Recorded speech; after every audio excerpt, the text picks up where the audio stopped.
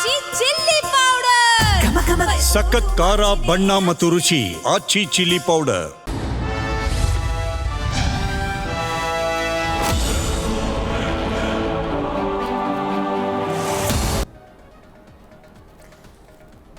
ನಮಸ್ಕಾರ, ಜಿ ಸಂವಾದಕ್ಕೆ ಸ್ವಾಗತ. ಭಾರತ ಭೂಮಿ ನಡೀತಾ ಇರೋದು ಸಂವಿಧಾನದ ಆಧಾರದ ಮೇಲೆ. ಇದೇ ಸಂವಿಧಾನದಲ್ಲಿ ಹಲವಾರು ಸ್ವಾತಂತ್ರ್ಯಗಳಿದ್ದಾವೆ. ಅದರಲ್ಲಿ ವಾಕ್, ಅಭಿವ್ಯಕ್ತಿ ಕೂಡ ಸೇರಿಕೊಂಡಿದೆ. ಇದೀಗ ಕರ್ನಾಟಕ ಕಾಂಗ್ರೆಸ್ ಸರ್ಕಾರ ದ್ವೇಷ ಭಾಷಣ ಇದಕ್ಕೆ ಸಂಬಂಧಪಟ್ಟಂತೆ ಆ ವಿಧೇಯಕವನ್ನು ಅಂಗೀಕಾರ ಮಾಡಿದೆ. ಇದಕ್ಕೀಗ ಪರ ವಿರೋಧ ಚರ್ಚೆಗಳು ಹೆಚ್ಚಾಗಿದೆ. ನಾನು ಆಗಲೇ ಉಲ್ಲೇಖ ಮಾಡಿದ ಹಾಗೆ ಸಂವಿಧಾನ ಕೊಟ್ಟಿರುವಂತಹ ಸ್ವಾತಂತ್ರ್ಯದಲ್ಲಿ ಆ ವಾಕ್ ಹಾಗೆಯೇ ಅಭಿವ್ಯಕ್ತಿ ಸ್ವಾತಂತ್ರ್ಯವನ್ನ ಇದೇ ಕಾಂಗ್ರೆಸ್ ಕಿತ್ತುಕೊಳ್ಳುವ ಪ್ರಯತ್ನವನ್ನ ಮಾಡ್ತಾ ಇದೆ ಅಂತ ಪ್ರತಿಪಕ್ಷಗಳು ಗಂಭೀರ ಆರೋಪವನ್ನ ಮಾಡಿದ್ದಾವೆ. ಅದಕ್ಕೆರಡು ಉದಾಹರಣೆಗಳನ್ನು ಉಲ್ಲೇಖ ಮಾಡಿಯೇ ಬಿಜೆಪಿ ಇಲ್ಲಿ ಆಕ್ರೋಶವನ್ನ ವ್ಯಕ್ತಪಡಿಸ್ತಾ ಇದೆ. ಹಾಗಾದ್ರೆ ಕರ್ನಾಟಕ ಕಾಂಗ್ರೆಸ್ ಈ ವಿಧೇಯಕವನ್ನ ಅಂಗೀಕಾರ ಮಾಡಿದ್ದಾದ್ರೂ ಯಾಕೆ? ಈ ವಿಧೇಯಕದ ಉದ್ದೇಶ ಏನು? ಈ ವಿಧೇಯಕದ ಆಧಾರದಲ್ಲಿ ದ್ವೇಷ ಭಾಷಣವನ್ನ ಅದ್ಯಾರು ಮಾಡಿದ್ರು? ಸ್ವತಃ ಕಾಂಗ್ರೆಸ್ನವ್ರು ಮಾಡಿದ್ರು ಕೂಡ ಅದು ಅಪ್ಲೈ ಆಗುತ್ತಾ ಇಲ್ವಾ? ಈ ಒಂದು ವಿಧೇಯಕಕ್ಕೆ ಯಾಕೆ ಪ್ರತಿಪಕ್ಷಗಳು ಬಹಳ ವಿರೋಧವನ್ನ ವ್ಯಕ್ತಪಡಿಸ್ತಿದ್ದಾವೆ? ಹೆಸರೇ ಸೂಚಿಸುವಂತೆ ಅದು ದ್ವೇಷ ಭಾಷಣವಾಗಿರೋದ್ರಿಂದಾಗಿ, ದ್ವೇಷ ಭಾಷಣವನ್ನ ಯಾರು ಮಾಡ್ತಾರ ಅದು ಅವ್ರಿಗೆ ಅಪ್ಲೈ ಆಗೋದ್ರಿಂದಾಗಿ ಬಿಜೆಪಿಯವರು ಈ ಮಟ್ಟಿಗೆ ಇದನ್ನು ವಿರೋಧಿಸ್ತಿದ್ದಾರೆ ಅನ್ನೋದಾದ್ರೆ ದ್ವೇಷ ಭಾಷಣವನ್ನ ಹಾಗಾದ್ರೆ ಬಿಜೆಪಿಯವರು ಮಾಡ್ತಿದ್ದಾರಾ? ಈ ತರದ ಟೀಕೆ ಟಿಪ್ಪಣಿಗಳು ಕೂಡ ಬರ್ತಿರೋದ್ರಿಂದಾಗಿ ಇದನ್ನು ನಾವು ಸ್ವಲ್ಪ ಸೂಕ್ಷ್ಮವಾಗಿ ಪರಿಗಣಿಸಿ ಚರ್ಚೆ ಮಾಡಬೇಕಾಗಿದೆ. ನಾನು ದಿವ್ಯಶ್ರೀ.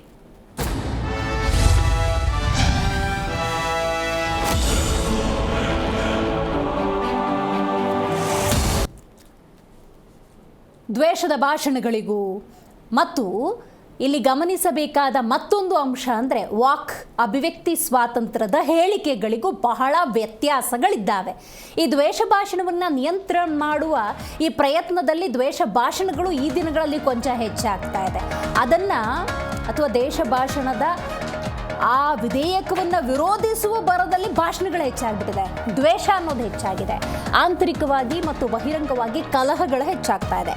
ನೋಡಿ, ದ್ವೇಷ ಭಾಷಣದ ವಿರುದ್ಧ ಸರ್ಕಾರದ ಸಮರ ಇದು. ದೇಶದಲ್ಲೇ ಮೊದಲ ಬಾರಿಗೆ ವಿಧೇಯಕ ಅಂಗೀಕಾರ, ಗದ್ದಲದ ಮಧ್ಯೆಯೇ ವಿಧೇಯಕ ಅಂಗೀಕಾರ ಆಯಿತು. ಯಾಕಂತ ಹೇಳಿದ್ರೆ ಅಲ್ಲಿ ಈ ವಿಧೇಯಕ ಅಂಗೀಕಾರವನ್ನು ತಡೆಯುವ ಪ್ರಯತ್ನಗಳಾಗ್ತಾ ಇದ್ರೂ ಕೂಡ ಒಂದು ಗ್ಯಾಪಲ್ಲಿ ಈ ಒಂದು ವಿಧೇಯಕ ಅಂಗೀಕಾರ ಆಗಿರುವಂಥ ದೃಶ್ಯಾವಳಿಯನ್ನು ನೀವು ನೋಡಿದ್ದೀರಿ. ನೋಡಿ, ದ್ವೇಷ ಭಾಷಣದ ಪರವಾಗಿ ವಿರೋಧವಾಗಿ ಒಂದಷ್ಟು ಚರ್ಚೆಗಳು ನಡೀತಾನೆ ಇದ್ದಾವೆ. ಬಿಜೆಪಿಯವರು ಯಾಕೆ ಇದನ್ನು ವಿರೋಧಿಸ್ತಿದ್ದಾರೆ ಈ ವಿಧೇಯಕವನ್ನು? ಬಹಳ ಮುಖ್ಯವಾದ ಅಂಶ ಇದು. ಇಲ್ಲಿ ಅವ್ರು ಕೊಡ್ತಿರುವಂತಹ ಕಾರಣ ಏನಿದೆ ಅಂತ ಹೇಳಿದ್ರೆ, ನಮಗಿರುವಂತಹ ಸ್ವಾತಂತ್ರ್ಯವನ್ನು ಹರಣ ಮಾಡುವ, ಕಿತ್ತುಕೊಳ್ಳುವ ಎಲ್ಲ ಪ್ರಯತ್ನವನ್ನು ಕಾಂಗ್ರೆಸ್ ಮಾಡ್ತಿದೆ ಅಂತ. ಒಂದ್ಸತಿ ವಿಧೇಯಕ ಅಂಗೀಕಾರ ಆಯಿತು ಅಂತ ಹೇಳಿದ್ರೆ ಅದು ಮುಂದಿನ ಸರ್ಕಾರಗಳು ಪರಿಪಾಲನೆಯನ್ನು ಮಾಡಬೇಕಾಗತ್ತೆ. ಈಗ ಆಡಳಿತ ಪಕ್ಷದಲ್ಲಿದ್ದವರು ವಿಪಕ್ಷಕ್ಕೆ ಬರ್ತಾರೆ, ವಿಪಕ್ಷದಲ್ಲಿದ್ದವರು ಆಡಳಿತಕ್ಕೆ ಬಂದಾಗ ಮುಂದಿನ ದಿನಗಳಲ್ಲಿ ಕಾಂಗ್ರೆಸ್ ಒಂದು ಪಕ್ಷ ವಿಪಕ್ಷದಲ್ಲಿತ್ತು, ಅವರೇನಾದರೂ ದ್ವೇಷ ಭಾಷಣ ಮಾಡಿದ್ರು ಅನ್ನೋದಾದ್ರೆ it applies to everybody. So ಸಕಾರಣವನ್ನು ಬಿಜೆಪಿ ಅಥವಾ ಪ್ರತಿಪಕ್ಷ ಇಲ್ಲಿ ಕೊಡಬೇಕಾಗತ್ತೆ. ಹಾಗಾದ್ರೆ ಈ ಮಸೂದೆಯಿಂದ ಅಭಿವ್ಯಕ್ತಿ ಸ್ವಾತಂತ್ರ್ಯಕ್ಕೆ ಧಕ್ಕೆ ಆಗುತ್ತಾ? ವಾಕ್ ಸ್ವಾತಂತ್ರ್ಯಕ್ಕೆ ಧಕ್ಕೆ ಆಗುತ್ತಾ? ಇದ್ರ ಬಗ್ಗೆ ನಾವು ಕಾಂಗ್ರೆಸ್ನವರಿಂದ ಕ್ಲಾರಿಟಿಯನ್ನು ಪಡ್ಕೊಳ್ಬೇಕಾಗಿದೆ. ಸೊ ಹಾಗಾಗಿ ನೋಡಿ, ಕರ್ನಾಟಕ ಕಾಂಗ್ರೆಸ್ ಮಗದೊಂದು ಸಬ್ಜೆಕ್ಟನ್ನು ಕೊಟ್ಟಿದೆ. ಇದನ್ನು ನಾನು ಹೇಳಲೇಬೇಕು. ಕಳೆದ 2.5 ವರ್ಷಗಳಲ್ಲಿ ಅಭಿವೃದ್ಧಿ ಎಷ್ಟರ ಮಟ್ಟಿಗೆ ಆಯಿತು ಗೊತ್ತಿಲ್ಲ, ಯಾವ್ಯಾವ ಕಾಮಗಾರಿಗಳು ಶಂಕುಸ್ಥಾಪನೆ ಆಯಿತು ಗೊತ್ತಿಲ್ಲ, ಬೆಲೆ ಏರಿಕೆಗೆ ಹೆಂಗೆ ಕಡಿವಾಣ ಹಾಕಿದ್ರು ಗೊತ್ತಿಲ್ಲ, ಹಾಲಿನ ಪ್ರೋತ್ಸಾಹಧನವನ್ನು ಸಕಾಲಕ್ಕೆ ತಲುಪಿಸಿದ್ದಾರಾ ಗೊತ್ತಿಲ್ಲ. ಆದರೂ ನೋಡಿ, 2 ತಿಂಗಳಿಗೆ, 3 ತಿಂಗಳಿಗೆ, ವಾರಕ್ಕೆ, 15 ದಿವಸಕ್ಕಿಂತ ಸಬ್ಜೆಕ್ಟನ್ನಂತೂ ಏನು ಅಚ್ಚುಕಟ್ಟಾಗಿ ವ್ಯವಸ್ಥಿತವಾಗಿ ಕೊಡ್ತಾ ಇದ್ದಾರೆ.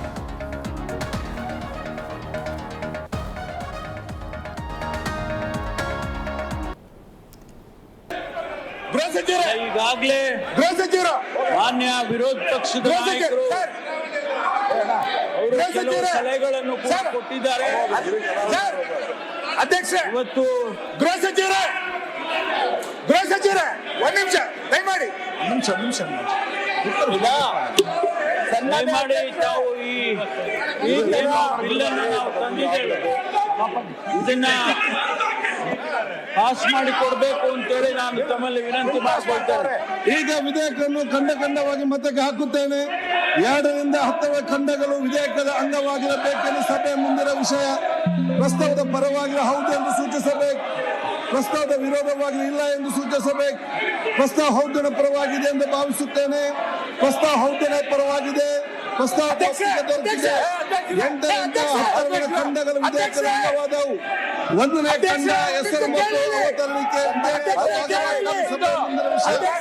ಪ್ರಸ್ತಾವ ಪರವಾಗಿ ಹೌದು ಎಂದು ಸೂಚಿಸಬೇಕು. ಪ್ರಸ್ತಾವದ ವಿರೋಧವಾಗಿ ಇಲ್ಲ ಎಂದು ಸೂಚಿಸಬೇಕು. ಪ್ರಸ್ತಾವ ಹೌದಿನ ಪರವಾಗಿದೆ ಎಂದು ಭಾವಿಸುತ್ತೇನೆ. ಪ್ರಸ್ತಾವ ಪ್ರಸ್ತಾವ ಅಂಗೀಕರಿಸಲ್ಪಟ್ಟಿದೆ. ಮಾನ್ಯ ಸಚಿವರು, ಮಾನ್ಯ ಅಧ್ಯಕ್ಷರೇ, ಕರ್ನಾಟಕ ದ್ವೇಷ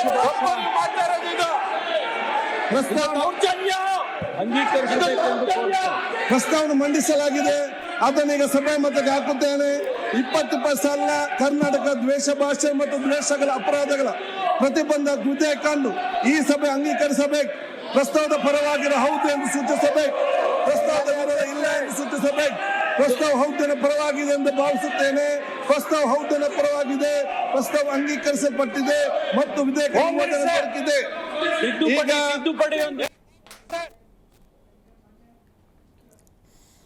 ಈ ದ್ವೇಷ ಭಾಷಣ ಮಸೂದೆಗೆ ಸಂಬಂಧಪಟ್ಟಂತೆ ಸಂಪೂರ್ಣ ಮಾಹಿತಿಯನ್ನು ಹಂತ ಹಂತವಾಗಿ ನೋಡ್ತಾ ಹೋಗೋಣ. ಒಂದೆರಡು ಹೇಳೋದಾದರೆ, ಮಾತಾಡುವಾಗ ಏನು ಪದಗಳ ಬಳಕೆ ಆಗುತ್ತೆ, ಮ್ಯಾಟರ್ ಆಗುತ್ತೆ.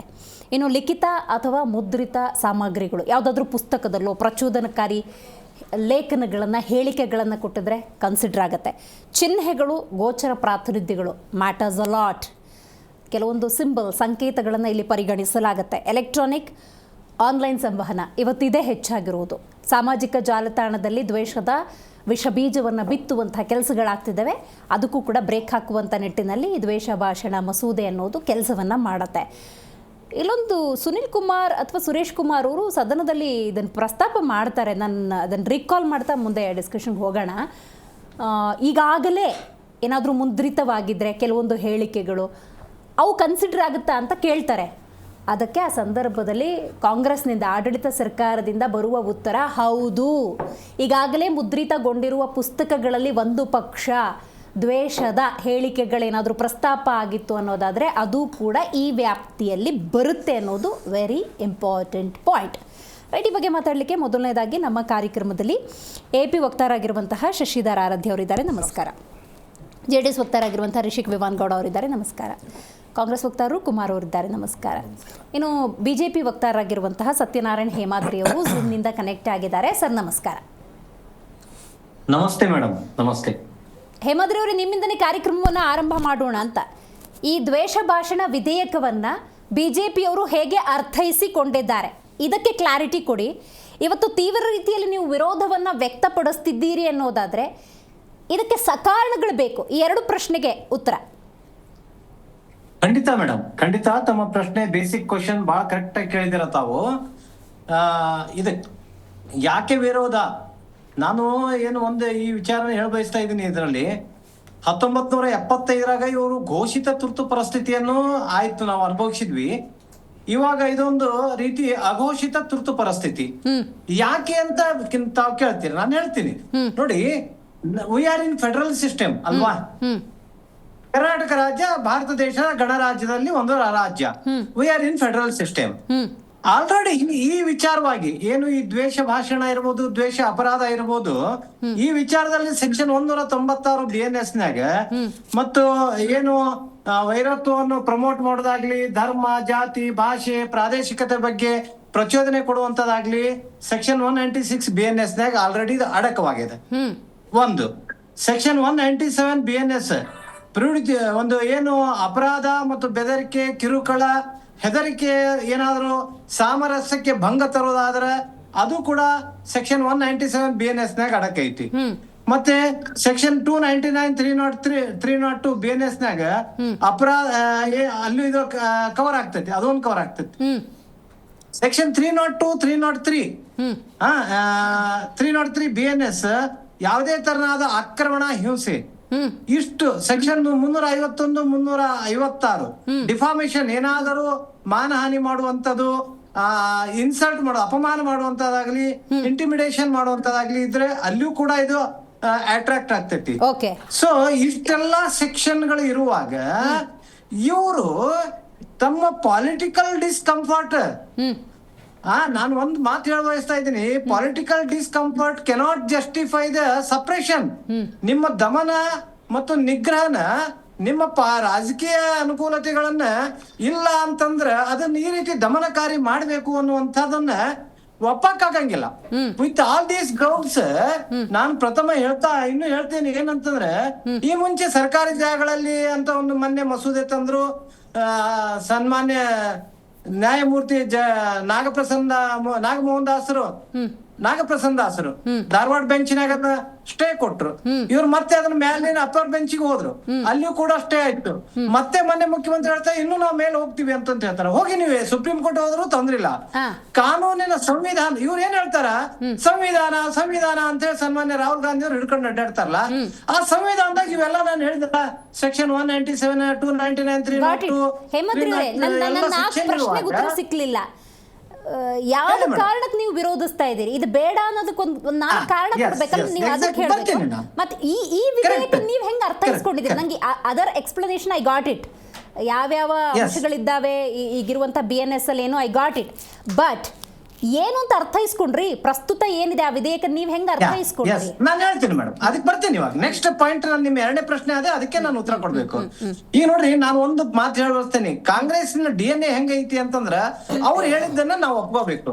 ಅವ್ರು ಹೇಳಿದ್ದನ್ನ ನಾವು ಒಪ್ಕೊಳ್ಳಿಲ್ಲ ಅಂತಂದ್ರ ಇವತ್ತೇನು ಶಾಬಾನು ಕೇಸ್ ಇರ್ಬೋದು, ಎಮರ್ಜೆನ್ಸಿ ಇರ್ಬೋದು, ಕಾರ್ತಿಕ ದೀಪ ವಿಚಾರ, ಇವರು ಅಲ್ಲಿ ಕೋರ್ಟ್ ನ್ಯಾಯಾಧೀಶರು ಕೊಟ್ಟಂತ ಆದೇಶಕ್ಕೆ ಇವತ್ತು 100 ಇಂಪೀಚ್ಮೆಂಟ್ ಮೋಷನ್ ತರ್ತಾರ. ಇದು ಅವ್ರ ಮನಸ್ಥಿತಿ. ಆಮೇಲೆ ನಾ ಇನ್ನೊಂದ್ ಏನ್ ಕೇಳ್ತಾ ಇರ್ತೀನಿ ಅಂದ್ರೆ, ದ್ವೇಷ ಭಾಷಣ, ದ್ವೇಷ ಮಸೂದೆ, ದ್ವೇಷ ಅಪರಾಧ ಅಂದ್ರೆ ಯಾವುದು? ಏನು ಪೊಲೀಸರ ಮೇಲೆ, ಪೊಲೀಸ್ ಸ್ಟೇಷನ್ಗಳ ಮೇಲೆ, ಸಾರ್ವಜನಿಕ ಆಸ್ತಿ ಪಾಸ್ತಿ ಮೇಲೆ ಹಾನಿ ಮಾಡೋದು, ಅಥವಾ ಇದು ತುಷ್ಟೀಕರಣದ ಅಪರಾಧನೋ? ಆಮೇಲೆ ಇಲ್ಲಿ ನಾನು ಒಂದ್ 2-3 ವಿಚಾರ ಹೇಳಿ ಬಯಸ್ತಿದ್ದೀನಿ ದಿವ್ಯಶ್ರೀ ಮೇಡಮ್. ಈಗ ನಾವು ಮೊನ್ನೆ ಗಮನಿಸಿದೀವಿ, ನಾವು ಯಾವ ರೀತಿ ಸರ್ಕಾರ ಯಾವುದೋ ಒಂದು ನ್ಯಾಯಕ್ಕಾಗಿ ಜನ ಹೋರಾಟ ಮಾಡ್ತಾರ ಅವರನ್ನ ಹತ್ತಿಕ್ಕುವಂತದ್ದು. ಈಗ ರೀಸೆಂಟ್ ಆಗಿ ಕಳೆದ ವಾರದಾಗ ಆದಂತ 3-4 ದಿವಸ ಕೆಳಗಾದಂತ ಒಂದು ಘಟನೆ ಏನು, ಅರ್ಜುನ ಆನೆ ಅದು ಸತ್ತಿತ್ತಲ್ಲ, ಅದಕ್ಕೆ ನ್ಯಾಯ ಕೇಳಿ ಅದನ್ನ ಸಮಾಧಿ ಎಲ್ಲಿ ಮಾಡ್ಬೇಕು ಅಂತ ಹೇಳಿ ಜನ ಹೋರಾಟ ಮಾಡಿದ್ರು. ಈ ರಾಜ್ಯಾದ್ಯಂತ ಅರ್ಜುನನ ಆನೆ ಮೇಲೆ ಅವಿನಾಭಾವ ಸಂಬಂಧ ಈ ರಾಜ್ಯದ ಜನತೆದೈತಿ. ಆ ಹೋರಾಟ ಮಾಡಿದವ್ರ ಮೇಲೆ ಕೇಸ್ ಹಾಕ್ತಾರಲ್ಲ ಇವರು. ಗೊತ್ತಾಯ್ತು ಯಾವ ಸ್ಥಿತಿ ಇದು ಅಂದ್ರೆ ನಿಮ್ಗೆ. ಇನ್ನೊಂದು, ಮತ್ತೆ ಈ ಗೋ ಹತ್ಯೆ ಮಾಡುವವರ ಮೇಲೆ ಇದ್ರ ಮೇಲೆ ನಾವು ಕೇಸ್ ಮಾಡಕ್ ಹೋದಾಗ ಆ ಕೇಸ್ ಮಾಡೋರ್ನ ಏನು ಕೇಸ್ ಹಾಕಕ್ ಹೋದವ್ರನ್ನ ಅವ್ರನ್ನ ಗುರುತಿಸ್ಕೊಂಡು ಅವ್ರನ್ನ ಅರೆಸ್ಟ್ ಮಾಡೋದು. ಏನ್ ರಾಜ್ಯಾದ್ಯಂತ ಈ ಸೋಷಿಯಲ್ ಮೀಡಿಯಾದಾಗ ಸುಮಾರು ಇದುವರೆಗೆ 100 ಬಿಜೆಪಿ ಕಾರ್ಯಕರ್ತರನ್ನ ತುಮಕೂರು ಹಿಡ್ಕೊಂಡು ಎಲ್ಲಾ ಬಹಳ ಕಡೆನ ಒಂದೊಂದು ಉಲ್ಲೇಖ ಮಾಡಕ್ಕಲ್ಲ, 100 ಸಾಮಾಜಿಕ ಜಾಲತಾಣದಲ್ಲಿ ಆದಂತ ಒಂದು ಕಡೆ ಇವ್ರು ಏನ್ ಹೇಳ್ತಾರ, ಅಭಿವ್ಯಕ್ತಿ ಸ್ವಾತಂತ್ರ್ಯ ಅಂತ ಹೇಳ್ತಾರ. ಅಭಿವ್ಯಕ್ತಿ ಸ್ವಾತಂತ್ರ್ಯದ 19(a)(1), 19(a)(2) ಸ್ಪಷ್ಟವಾಗಿ ಇವರು ಉಲ್ಲಂಘನೆ ಮಾಡ್ತಾ ಇದ್ದಾರೆ. ರೈಟ್. ಹೇಮಂತ್ ಅವರು ಮಾತಾಡ್ತೀನಿ ಡೀಟೇಲ್ ಆಗಿ. ಇನ್ನೊಂದು ಹೇಳ್ತೀನಿ, ಇದೇ ಪ್ರಶ್ನೆಗೆ ಉತ್ತರ ಹೇಳ್ತೀನಿ. ನಿನ್ನೆ ನಮ್ಮ ಕೇಂದ್ರ ಸಚಿವರಾದ ಸನ್ಮಾನ್ಯ ಶೋಭಾ ಕರಂದ್ಲಾಜೆ ಅವರು ಹೇಳಿದ್ರು, ಇವರು ಒಂದು ಈ ಇದನ್ನ ಒಂದು ಏಜೆನ್ಸಿ ನೇಮಕ ಮಾಡ್ಕೊಂಡ್ರ, ಫ್ಯಾಕ್ಟ್ ಚೆಕ್ ಏಜೆನ್ಸಿ ಅಂತ ಹೇಳಿ. ಅದ್ರ ಮುಖ್ಯಸ್ಥರಾಗಿ ಅದ್ರ ಜವಾಬ್ದಾರಿಯನ್ನ ಸನ್ಮಾನ್ಯ ಪ್ರಿಯಾಂಕಾ ಖರ್ಗೆ ಅವರು ವಹಿಸ್ಕೊಂಡು ಅದನ್ನ ಕೆಲಸ ನಡೆಸ್ತಾ ಇದಾರ. ಅವ್ರಿಗೆ ಈ ಏಜೆನ್ಸಿಗೆ ಸುಮಾರು 3-4 ಕೋಟಿ ರೂಪಾಯಿ ಸರ್ಕಾರದ ದುಡ್ಡು ಕೊಟ್ಟು ಇವರು ಕಾಂಗ್ರೆಸ್ಸಿನ ಕೆಲಸಗಳನ್ನು ಮಾಡಿಸ್ಕೊಳ್ತಾ ಇದಾರ. ಇವತ್ತು ಪೊಲೀಸ್ ಸ್ಟೇಷನ್ಗಳು ಕಾಂಗ್ರೆಸ್ ಕಾರ್ಯಾಲಯಗಳಾಗಿದಾವು. ಇನ್ನು ಮೂವರಿದ್ದಾರೆ, ನಾನು ಅವ್ರ ಹತ್ರ ಮಾತಾಡ್ಬೇಕು. ನನ್ಗೆ ಅರ್ಥ ಆಯ್ತು ಹೇಮಾದ್ರಿ ಅವರೇ. ಶಶಿಧರ್ ಅವರೇ, ನೀವು ಹೇಳಬೇಕು, ಈ ಒಂದು ವಿಧೇಯಕವನ್ನು ನೀವು ಸ್ವಾಗತಿಸ್ತೀರಾ? ಸ್ವಾಗತಿಸೋದಾದ್ರೆ ಯಾವ ಕಾರಣಕ್ಕೆ, ವಿರೋಧಿಸೋದಾದ್ರೆ ಯಾವ ಕಾರಣಕ್ಕೆ? ನೋಡಿ, ಇದು ಏನು ವಿರೋಧ ಮಾಡುವಂಥದ್ದು ಏನು ಕಾಣಿಸ್ತಾ ಇಲ್ಲ. ನೀವು ನಮ್ಮ ಭಾರತ ದೇಶದಲ್ಲಿ ಪಾರ್ಲಿಮೆಂಟರಿ, ಅನ್ಪಾರ್ಲಿಮೆಂಟರಿ ವರ್ಡ್ಸ್ ಅಂತ ಇದೆ. ನಾವು ಪಾರ್ಲಿಮೆಂಟರಿ ವರ್ಡ್ಸ್ ಯೂಸ್ ಮಾಡಿಕೊಂಡು ಟೀಕೆ ಟಿಪ್ಪಣಿಗಳನ್ನು ನಾವು ವಿರೋಧಿಗಳಿಗೆ ಟೀಕೆ ಟಿಪ್ಪಣಿ ಮಾಡಿದ್ರೆ ಯಾವುದೇ ಏನು ತೊಂದರೆ ಆಗುತ್ತೆ? ಅದನ್ನು ನೀವು ಇಷ್ಟು ದೊಡ್ಡ ಮಟ್ಟದ ಒಂದು ದ್ವೇಷ ಭಾಷಣ ಕೇಳಿಯೋದಾದ್ರೂ ಹೇಗೆ? ಈಗ ಸಾಕಷ್ಟು ಬಾರಿಗಳಲ್ಲಿ ಇಲ್ಲಿ ಮದ್ದೂರಲ್ಲೇ ಮೊನ್ನೆ ಸಿಟಿ ರಿವ್ಯೂರ್ ಹೋದಾಗ ಕಲ್ಲು ಹೊಡ್ತಾ ಆಗಿತ್ತು. ಯಾರು ಕಲ್ಲು ಹೊಡೆದ್ರು, ಅವ್ರು ಯಾರೇ ಆಗಿರ್ಬೋದು, ಎಂತಹ ದೊಡ್ಡವರೇ ಆಗಿರ್ಬೋದು, ಅಕಸ್ಮಾತ್ MLA ಆಗಿರ್ಬೋದು, ಶಾಸಕರ ಮಕ್ಕಳೇ ಆಗಿರ್ಬೋದು, ಯಾರನ್ನೇ ಆಗ್ಲಿ ಬಂಧಿಸಿ ಅವರಿಗೆ ತಕ್ಷಣ ಕಾನೂನು ಕ್ರಮ ಜರುಗಿಸ್ಬೇಕಾಗಿರ್ತಕ್ಕಂಥದ್ದು ಅವ್ರ ಕರ್ತವ್ಯ. ಅದನ್ನ ನೀವು ಅಲ್ಲಿ ಹೇಳ್ಬೇಕು, ಹೋದಾಗ ಘಟನೆಯಲ್ಲಿ ಹೇಳ್ಬೇಕು. ಆದ್ರೆ ಸಿಟಿ ರವಿ ಮಾಡಿದ್ದೇನು, ನಿಮ್ಮನ್ನ ತಲೆ ಕಟ್ ಮಾಡ್ಬೇಕು, ಕೈ ಕಟ್ ಮಾಡ್ಬೇಕು. ಪ್ರತಿ ಹಂತದಲ್ಲೂ ಸಹ ಈ ರೀತಿಯಾದಂತಹ ಕೋಮು ಪ್ರಚೋದನೆ ಮಾಡ್ತಿರಲ್ಲ, ಅದಕ್ಕೋಸ್ಕರ ಇಂಥದ್ದೊಂದು ಕಾನೂನು ಪ್ರಚೋದನೆಗೆ ಸಂಬಂಧಪಟ್ಟ ನಿಮ್ಮ ಮಾಹಿತಿಗೆ ಲಿಂಕ್ ಆಗುವ ಒಂದು ಮಾಹಿತಿ ಇದೆ. ಏನ್ ಹೇಳಿದ್ರು? ತೀರ್ಮಾನ ಮಾಡಿದ್ರೆ, ಸತ್ಯದ ವಿರುದ್ಧ ಮಾತಾಡಬೇಕು ಅಂತ ತೀರ್ಮಾನ ಮಾಡಿದ್ರೆ, ಆ ಸುಳ್ಳಿಗೆ ನಾವು ಸಬೂಬು ಹೇಳೋಕ್ಕಾಗಲ್ಲ. ಒಲ್ಲದ ಗಂಡನಿಗೆ ಮೊಸರಲ್ಲಿ ಕಲ್ಲು ಅಂತ ಗಾದೆ ಮಾತಿದೆ. ಅವರು ಸತ್ಯವನ್ನು ಮರೆಮಾಚಬೇಕು ಅಂಥೇಳಿ ಅಪರಾಧಿಗಳನ್ನ ರಕ್ಷಣೆ ಮಾಡಬೇಕು ಅಂತ ಯೋಜನೆ ಮಾಡಿದರೆ ತತ್ಕಾಲಕ್ಕೆ ಅಪರಾಧಿಗಳ ರಕ್ಷಣೆ ಮಾಡ್ಬೋದು. ಏನು ಮಾಡೋಕ್ಕೆ ಹೊಟ್ಟಿದ್ದಾರೆ ಇವರು? ಯಾವುದೇ ಪ್ರಚೋದನೆ ಇಲ್ಲದೆ ಕರೆಂಟ್ ಆಫ್ ಮಾಡಿ ಮಸೀದಿಯಿಂದ ಕಲ್ಲು ಹೊಡಿತಾರೆ. ಮಸೀದಿಯಿಂದ ಕಲ್ಲು ಹೊಡಿಸೋದಕ್ಕೆ BJP ಕಾರಣನಾ? ನಾಚಿಕೆ ಆಗಬೇಕಲ್ಲ ಈ ರೀತಿ ಎಲ್ಲ ಮಾತಾಡೋದಕ್ಕೆ. ಯಾವ ಮುಖ ಇಟ್ಕೊಂಡು ಈ ರೀತಿ ಮಾತಾಡ್ತಾರೆ? ಅದ್ರ ಬದಲಿಗೆ ಆ ಸಂಗಮೇಶ್ ಹೇಳ್ದಂಗೆ ಎಲ್ಲರೂ ಇಡೀ ಕ್ಯಾಬಿನೆಟ್ಟೇ ಕನ್ವರ್ಷನ್ ಆಗಿಬಿಡಿ, ನಿಮ್ಮನ್ನು ನೇರವಾಗಿ ಎದುರಿಸ್ಬೋದು. ನಾನು ಹಿಂದೂ ಅಂತ ಹೇಳ್ಕೊಂಡು ಈ ಥರದ ಸುಳ್ಳು ಹೇಳ್ತಿರಲ್ಲ, ನಾಚಿಕೆ ಆಗಲ್ವ ನಿಮ್ಮ ಜನ್ಮಕ್ಕೆ? ಹೇಳಿಬಿಡಿ, ನಾವು ಈ ಜನ್ಮದಲ್ಲೇ ಕನ್ವರ್ಷನ್ ಆಗ್ತೀವಿ ಅಂತೇಳಿ ಹೇಳಿ, ಟೋಪಿ ಹಾಕೊಳ್ಳಿ, ನಿಮ್ಮ ವಿರುದ್ಧ ಅಂಥೇಳಿ ನಿಮ್ಮನ್ನು ಎದುರಿಸ್ತೀವಿ ನಾವು. ಸುಳ್ಳು ಯಾಕೆ ಹೇಳ್ತೀರಿ? ಮೋಸ ಯಾಕೆ ಮಾಡ್ತೀರಿ? ಜನರಿಗೆ ಯಾಕೆ ಮೋಸ ಮಾಡ್ತೀರಿ? ಮಸೀದಿಲಿ ಕಲ್ಲು ಹೊಡಿಯೋಕ್ಕೆ ನಾವು ಹೇಳಿದ್ವಾ? ನಾಗಮಂಗಲದಲ್ಲಿ ಪೆಟ್ರೋಲ್ ಬಾಂಬನ್ನು ಗಣಪತಿ ಮೆರವಣಿಗೆ ಮೇಲೆ ಹಾಕಿ 30ಕ್ಕೂ ಹೆಚ್ಚು ಅಂಗಡಿ ಸುಡೋದಕ್ಕೆ ನಾವು ಹೇಳಿದ್ವಾ? ಈ ಥರ ಷಡ್ಯಂತ್ರ ಮಾಡೋದವ್ರ ಜೊತೆಗೆ ನಿಂತ್ಕೊಂಡು ಅವ್ರಿಗೆ ಸಮರ್ಥನೆ ಮಾಡೋದಕ್ಕೆ ನಾಚಿಕೆ ಆಗಲ್ಲ ಇವರಿಗೆ? ಇದಕ್ಕೆ ಸರ್ಕಾರದ ಮಾನಸಿಕತೆ ಕಾರಣ. DJ ಹಳ್ಳಿ KJ ಹಳ್ಳಿ ಊರು ಸುಟ್ಟವ್ರನ್ನ, ಪೊಲೀಸ್ ಸ್ಟೇಷನ್ ಸುಟ್ಟವ್ರನ್ನ ಕೇಸ್ ವಾಪಸ್ ತೆಗೆಯೋದಕ್ಕೆ ಶಿಫಾರಸು ಮಾಡ್ತಿರಲ್ಲ. ನಿಮ್ಮ ಈ ಒಂದು ನೀತಿ ಈ ರೀತಿ ಮಂಡ್ಯದಲ್ಲಿ ಮದ್ದೂರಿನಲ್ಲಿ ಈ ಥರ ಮುಸಲ್ಮಾನರು ನಡ್ಕೊಳ್ಳೋಕ್ಕೆ ಕಾರಣ ಆಗಿದೆ. ಉದಯಗಿರಿ ಪೊಲೀಸ್ ಠಾಣೆ ಮೇಲೆ ಬೆಂಕಿ ಹಾಕಿದವ್ರನ್ನ, ಕಲ್ಲು ಹೊಡೆದವ್ರ ಮೇಲೆ ಕೇಸ್ ವಾಪಸ್ ತೆಗಿಯೋಕ್ಕೆ ಹೋಗ್ತಿರಲ್ಲ, ಆ ನೀತಿ ಕಾರಣ ಇದೆ. ಹುಬ್ಳಿ ಗಲಾಟೆ ಮಾಡಿದವ್ರ ಮೇಲೆ ಕೇಸ್ ವಾಪಸ್ ತೆಗಿತಿರಲ್ಲ, ಆ ನೀತಿ ಕಾರಣ ಇದೆ. ಈ ನೀತಿಯ ಕಾರಣದಿಂದಾಗಿ ಬಾರಾಕೂನ್ ಮಾಫ್ ಅನ್ನೋವಂಥ ಒಂದು ಮನಸ್ಥಿತಿ ಬಂದಿದೆ. ಏನು ಮಾಡಿದ್ರೂ ನಡೆಯುತ್ತೆ, ನಡೆಸ್ಬಿಡೋಣ ಅನ್ನೋದಕ್ಕೆ ಬಂದಿದ್ದಾರೆ. ನೀವು ಯೋಚನೆ ಮಾಡಿರಿ, ಯಾವುದೇ ಪ್ರಚೋದನೆ ಇಲ್ಲ, ಹಿಂದೆ ಮುಂದೆ ಯಾವ ಗಲಾಟೆ ಆಗಿಲ್ಲ, ಶಾಂತಿಯುತವಾಗಿ ಗಣಪತಿ ಮೆರವಣಿಗೆ ಆಗ್ತಾಯಿದೆ. ಇಲ್ಲಿಯ ಸ್ಥಳೀಯ ಪೊಲೀಸರು ಮಸೀದಿ ಹತ್ರ ಬಂದಾಗ ಮೈಕ್ನೂ ಆಫ್ ಮಾಡಿದಾರಂತೆ. ಆಫ್ ಮಾಡಿಸೋದೇ ತಪ್ಪು. ಅಲ್ಲಿ ಮಸೀದಿ ಮುಂದೆ ಮೈಕ್ ಹಾಕಬಾರ್ದು ಅನ್ನೋದೇ ಇಂಟಾಲರೆನ್ಸು. ಈಗ ಸುಳ್ಳು ಹೇಳಬೇಕು ಅಂತಲೇ ತೀರ್ಮಾನ ಮಾಡಿ. ರೈಟ್. ನನಗೆ ಇನ್ನೊಂದು ಕುತೂಹಲ ಏನಾಯಿತು ಅಂದರೆ, ಈಗ ನೋಡಿ, ನಾವೆಲ್ಲಿ ಡಿಸ್ಕಷನ್ ಮಾಡಬೇಕಾದ್ರೆ ಸ್ವಲ್ಪ ಏನಾದರೂ ಅಸಮಾಧಾನ ಆಯಿತು ಅಂದರೆ ಕೆಲವರು ಏಕವಚನ ಪ್ರಯೋಗ ಮಾಡ್ತಾರೆ. ಆವಾಗ ಒಂದು ಜಟಾಪಟಿ ನಾವು ಗಮನಿಸ್ತೀವಿ. ಪಾರ್ಲಿಮೆಂಟ್ರಿ ಪದಗಳನ್ನು ಪ್ರಯೋಗ ಮಾಡೋದು ಬೇಡ ಅಂತೇಳಿ ನಾವು ಚರ್ಚೆ ಮಾಡಿ. ಆಲ್ರೆಡಿ ಇದೆಲ್ಲ ಇದೇನು ವಿಶೇಷವಾಗಿ ನೀವೇನು ದ್ವೇಷ ಭಾಷಣ ವಿಧೇಯಕ ಆಲ್ರೆಡಿ ಇರೋದಕ್ಕೋಸ್ಕರನೇ ಸಾಕಷ್ಟು ಪ್ರಕರಣಗಳೇನಾದ್ರು ಕ್ಲೀನ್ ಚಿಟ್ ಸಹ ಸಿಗ್ತಾ ಇದೆ ಕೋರ್ಟ್ಗಳಲ್ಲಿ. ಇದೆಲ್ಲ ಊರ್ತಾ ಇಲ್ಲ ಅಂದ್ರೆ ಅದಕ್ಕೆ ಒಂದು ಹೊಸ ಕಾಯ್ದೆಯನ್ನು ತಂದ್ರಾಗ ಇಂತಹ ಭಾಷೆಗಳು ಕಡಿಮೆ ಆಗ್ಬಹುದೇನೋ ಅಂತ ಸರ್ಕಾರದ ಚಿಂತನೆ ಇರ್ಬೋದು. ಎಚ್ಚರಿಸೋದು ಖಂಡಿತ. ಯಾಕಂದ್ರೆ ಈಗಲೇ ಹೇಳಿದ್ರು ಅವರು ಹಿಂದೂ ಮುಸ್ಲಿಂ ಅಂತ ಅವ್ರ ಭಾವನೆಗಳೇ ಅದನ್ನೇ ಪ್ರಚೋದನೆ ಅಲ್ವಾ? ನೀವು ಹಿಂದೂ ಮುಸ್ಲಿಂ ಅಂತ ಯಾಕೆ ಹೇಳ್ತೀರಾ? ಯಾರು ತಪ್ಪು ಮಾಡಿದ್ರೆ ಅವ್ನಿಗೆ ಶಿಕ್ಷೆ ಕೊಡಿ, ಯಾರು ತಪ್ಪು ಮಾಡಿಲ್ಲ ಅವ್ರನ್ನ ಬಿಟ್ಬಿಡಿ. ಅದರಲ್ಲಿ ತೊಂದರೆ ಏನಿದೆ? ನೀವು ಟೀಕೆಗೆ ಟಿಪ್ಪಣಿಯನ್ನ ಸರಿಯಾದ ರೀತಿಯಲ್ಲಿ ಮಾಡಿ. ನೀವು ಮಾಡಿರೋದು ತಪ್ಪು, ಹೌದು. ನೀವು ಇಂತಹ ಹುಡುಗರು, ಒಂದು ಕೋಮನ್ನಿಗೆ ಸೇರಿರ್ತಕ್ಕಂಥ ಹುಡುಗರು, ನೀವು ಈ ರೀತಿ ಮಾಡಿರತಕ್ಕಂಥದ್ದು ತಪ್ಪು. ನೀವು ತಪ್ಪು ಮಾಡಿದ್ರೆ ಉಗ್ರವಾದ ಶಿಕ್ಷೆಯನ್ನ ನಾವು ಕೊಡುವ ನಿಟ್ಟಿನಲ್ಲಿ ನಮ್ಮ ಸರ್ಕಾರಗಳ ಬದ್ಧತೆ ಇದೆ. ಆ ಬದ್ಧತೆಯನ್ನು ತೋರಿಸಿ ಅಂತ ಸರ್ಕಾರಕ್ಕೆ ನೀವು ಎಚ್ಚರಿಕೆ ಕೊಡ್ಬೇಕಾಗಿರ್ತದ್ದು ಕರ್ತವ್ಯ ಪ್ರತಿಪಕ್ಷಗಳದಾಗಬೇಕು. ಆದ್ರೆ ಅಲ್ಲಿ ವೋಟ್ಗೋಸ್ಕರ ನೀವು ಮಾಡ್ತಿರಲ್ಲ. ಇಲ್ಲಿ 3 ಪ್ರಕರಣಗಳು ಬಂತು. ಒಂದು ನಾಗಮಂಗಲ, ಒಂದು ಮದ್ದೂರು, ಇನ್ನೊಂದು ಕೆಜಿ ಹಳ್ಳಿದು ಸಹ ಇವರು ಓಲೈಕೆ ರಾಜಕಾರಣ ಅಂತ ಹೇಳೋದಕ್ಕೆ ಬಯಸ್ತೀನಿ. ಯಾಕಂದ್ರೆ ಕಾಂಗ್ರೆಸ್ ಸರ್ಕಾರದ ಓಲೈಕೆ ರಾಜಕಾರಣ. ಯಾಕೆಂದ್ರೆ ಅವತ್ತು ಇವ್ರದೇ ಶಾಸಕರ ಮನೆಯನ್ನು ಸುಟ್ಟಿದ್ದಾರೆ, ಜೊತೆ ಪೊಲೀಸ್ ಸ್ಟೇಷನ್ ಸುಟ್ಟಿದ್ದಾರೆ. ಅಂತಹವರ ಕೇಸನ್ನು ನೀವು ವಾಪಸ್ ತಗೊಳ್ತಿದ್ದ ಶಿಫಾರಸ್ ಮಾಡೋದಿದೆಯಲ್ಲ, ಅದು ಸಹ ದೊಡ್ಡ ಅಪರಾಧ ಅಂತ ನಾನು ಹೇಳೋದಕ್ಕೆ ಬಯಸ್ತೀನಿ. 2023ರಲ್ಲಿ ನೀವು ಹೇಳಿದ ಇವೆಲ್ಲ ವ್ಯಾಪ್ತಿಲಿ ಬರುತ್ತಾ? ಇದು ಕೋಮು ದ್ವೇಷಕ್ಕೆ DJ ಹಳ್ಳಿ KJ ಹಳ್ಳಿ ಬರುತ್ತಲ್ಲ, ಇದು ಭಾಷಣಕ್ಕೆ ಇದು ಬರೋದಿಲ್ಲ. ಭಾಷಣಕ್ಕೂ ಇದಕ್ಕೂ ಸಂಬಂಧ ಇರಲ್ಲ. ನೀವು ಹೇಳಿದಕ್ಕೆ ನಾನು ಹೇಳಿದೆ KJ ಹಳ್ಳಿ DJ ಹಳ್ಳಿ ಅವ್ರನ್ನ ಬಿಡಿಸ್ಕೊಂಡ್ಬರೋದಕ್ಕೆ ಏನೋ ಶಿಫಾರಸ್ ಮಾಡಿದ್ರೆ ಅದು ತಪ್ಪು ಅಂತ ನಾವು ಘಂಟಾಘೋಷವಾಗಿ ಹೇಳ್ಬೇಕಾಗುತ್ತೆ. 2023ರಲ್ಲಿ 668 ಪ್ರಕರಣಗಳು ದಾಖಲಾಗಿದೆ ಕೋಮು ದ್ವೇಷದ ಭಾಷಣಕ್ಕೋಸ್ಕರ. ಅದೇ 2024ರಲ್ಲಿ 1665ಕ್ಕೆ ಜಂಪ್ ಆಗಿದೆ.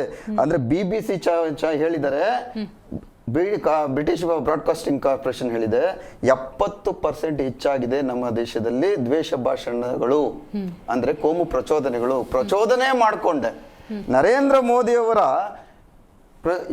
ಸ್ಪೀಚಸ್ ಏನಿದಾವೆ, ಭಾಷಣಗಳು, ಇದೊಂದು ಇಂಧನ ಕೊಡುತ್ತೆ, ಪ್ರಚೋದನೆಗೆ ಇಂಧನ ಕೊಡತಕ್ಕಂಥ ಈ ಕೋಮು ಭಾಷಣಗಳು ಅನ್ನೋದಕ್ಕೂ ಸಹ ಎಲ್ಲರೂ ಹೇಳಿದ್ರೆ, ಬುಲ್ಡೋಸರ್ ಜಸ್ಟಿಸ್ ಅನ್ನೋದು ಏನು ಅಂತ ಎಲ್ಲರೂ ಹೇಳ್ಬೇಕಾಗುತ್ತೆ. ಅದು ಕೋಮು ಭಾಷಣದ ದ್ವೇಷ ಅಲ್ವಾ? ದ್ವೇಷದ ಭಾಷಣದ ಒಂದು ಪಾತ್ರ ಅಲ್ವಾ?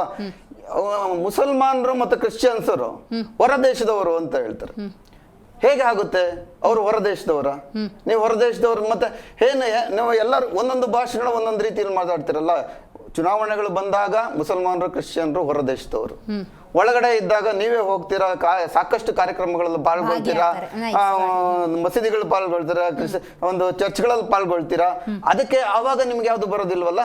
ನಿಮ್ಗೆ ಮತ ಹಾಕಲ್ಲ ಅಂತ ಹೇಳಿದಾಗ ಅವರು ಬೇರೆಯವರು, ಅವರು ಕನ್ವರ್ಟೆಡ್ ಅಂತ ಹೇಳ್ಬೋದೇ ಹೊರತು ಅವರು ಬೇರೆ ದೇಶದವರು ಅಂತ ಹೇಳೋದಕ್ಕೆ ಯಾವುದೇ ಹಕ್ಕಿಲ್ಲ. ಅದನ್ನ ನೀವು ಪ್ರಚೋದನೆಗೆ ತೆಗೆದುಕೊಂಡು ಮತವನ್ನು ವೋಟ್ ಕನ್ಸಾಲಿಡೇಷನ್ಗೋಸ್ಕರ ನೀವು ಮಾಡ್ತಾ ಇದ್ರಲ್ಲ, ಇದು ದೊಡ್ಡ ಕ್ಷಮ್ಯ ಅಪರಾಧ. ಅದಕ್ಕೊಂದು ಕಾನೂನು ತರೋದು ಕೊಟ್ಟಿದ್ದಾರೆ, ಅದಕ್ಕೆ ನಾವು ಸ್ವಾಗತ. ರೈಟ್, ಗೊತ್ತಾಯ್ತು. JDS ವಕ್ತಾರರು ಮಾತಾಡಬೇಕು. ನೀವು ಇದನ್ನು ಏನಂತ ಅರ್ಥೈಸ್ಕೊಂಡಿದ್ದೀರಿ ವಿಧೇಯಕವನ್ನ? ಒಂದು, ಯಾಕೆ ಇದನ್ನು ವಿರೋಧಿಸ್ತಾ ಇದ್ದೀರಿ? ಆ್ಯಂಡ್ ಮೋರ್ ಓವರ್, ಇದು ಯೋಜನೆ ಅಲ್ಲ, ಇದೊಂದು ವಿಧೇಯಕ. ಸೊ ಹಾಗಾಗಿ ನೀವು ಮುಂದಿನ ದಿನಗಳಲ್ಲಿ ನೀವು ಅಧಿಕಾರದಲ್ಲಿದ್ದರೂ, ಪ್ರತಿಪಕ್ಷವು ಕಾಂಗ್ರೆಸ್ ಇದ್ರೂ ಕೂಡ ಇದು ಅಪ್ಲೈ ಆಗತ್ತೆ ಅನ್ನೋದಾದ್ರೆ ಈ ವಿರೋಧಕ್ಕೆ ಕಾರಣಗಳನ್ನು ಕೊಡ್ತಾ ಹೋಗಿರಿ ಶಿಖರ್ ಮೇಡಮ್. ನೋಡಿ, ಎಷ್ಟೋ ಸತಿ ಸನ್ಮಾನ್ಯ ರಾಹುಲ್ ಗಾಂಧಿ ಅವರು ಈ ಒಂದು ಕಾನ್ಸ್ಟಿಟ್ಯೂಷನ್ ಆಫ್ ಇಂಡಿಯಾ ಬುಕ್ ಹಿಡ್ಕೊಂಡು ತೋರಿಸ್ತಾ ಇರ್ತಾರೆ ಎಲ್ಲರಿಗೂ. ಸೊ ಇವತ್ತು ನಾನು ತಮ್ಮ ಮಾಧ್ಯಮದ ಮುಖಾಂತರ ಎಲ್ಲ ವೀಕ್ಷಕರಿಗೂ ಹೇಳಕ್ಕೆ ಏನು ಬಯಸುವಂಥದ್ದು, ಇದೇ ಕಾನ್ಸ್ಟಿಟ್ಯೂಷನ್ ಆಫ್ ಇಂಡಿಯಾದಲ್ಲಿ ನಿಮಗೆ ಪೇಜ್ ನಂಬರ್ 13ನಲ್ಲಿ ಆರ್ಟಿಕಲ್ 19 ಇದೆ, ಫ್ರೀಡಮ್ ಆಫ್ ಸ್ಪೀಚ್ ಅಂತ ಅಂದ್ಬಿಟ್ಟು. ಸೊ ಇದನ್ನ ದಯಮಾಡಿ ಕರ್ನಾಟಕದ ರಾಜ್ಯ ಕಾಂಗ್ರೆಸ್ ಸರ್ಕಾರದವರು ಚೆನ್ನಾಗಿ ಓದ್ಕೊಬೇಕು. ಫಸ್ಟು ಇದರಲ್ಲಿ ಏನಿದೆ ಏನಿಲ್ಲ, ಇದರಲ್ಲಿ ಬೇರೆ ಇರೋ ಆರ್ಟಿಕಲ್ಸ್ನು ಓದ್ಕೊಬೇಕು. ಸೊ ಇನ್ನು ಇವರು ಹೇಳಿರೋಂಥ ವಿಧೇಯಕ ನಾವು ಯಾಕೆ ಅಪೋಸ್ ಮಾಡ್ತೀವಿ ಅಂತ ಹೇಳಿದ್ರೆ, ಯಾವುದೇ ಒಂದು ವಿಧೇಯಕ ನೀವು ಮಾಡಬೇಕಾದ್ರೆ ಟರ್ಮ್ಸ್ ಆ್ಯಂಡ್ ಡೆಫಿನೇಷನ್ಸ್ನ ನೀವು ಡಿಫೈನ್ ಮಾಡಿರಬೇಕು. ಸೊ ಕಾಂಗ್ರೆಸ್ ಅವ್ರ ಪ್ರಕಾರ ದ್ವೇಷ ಅಂದರೆ ಏನು?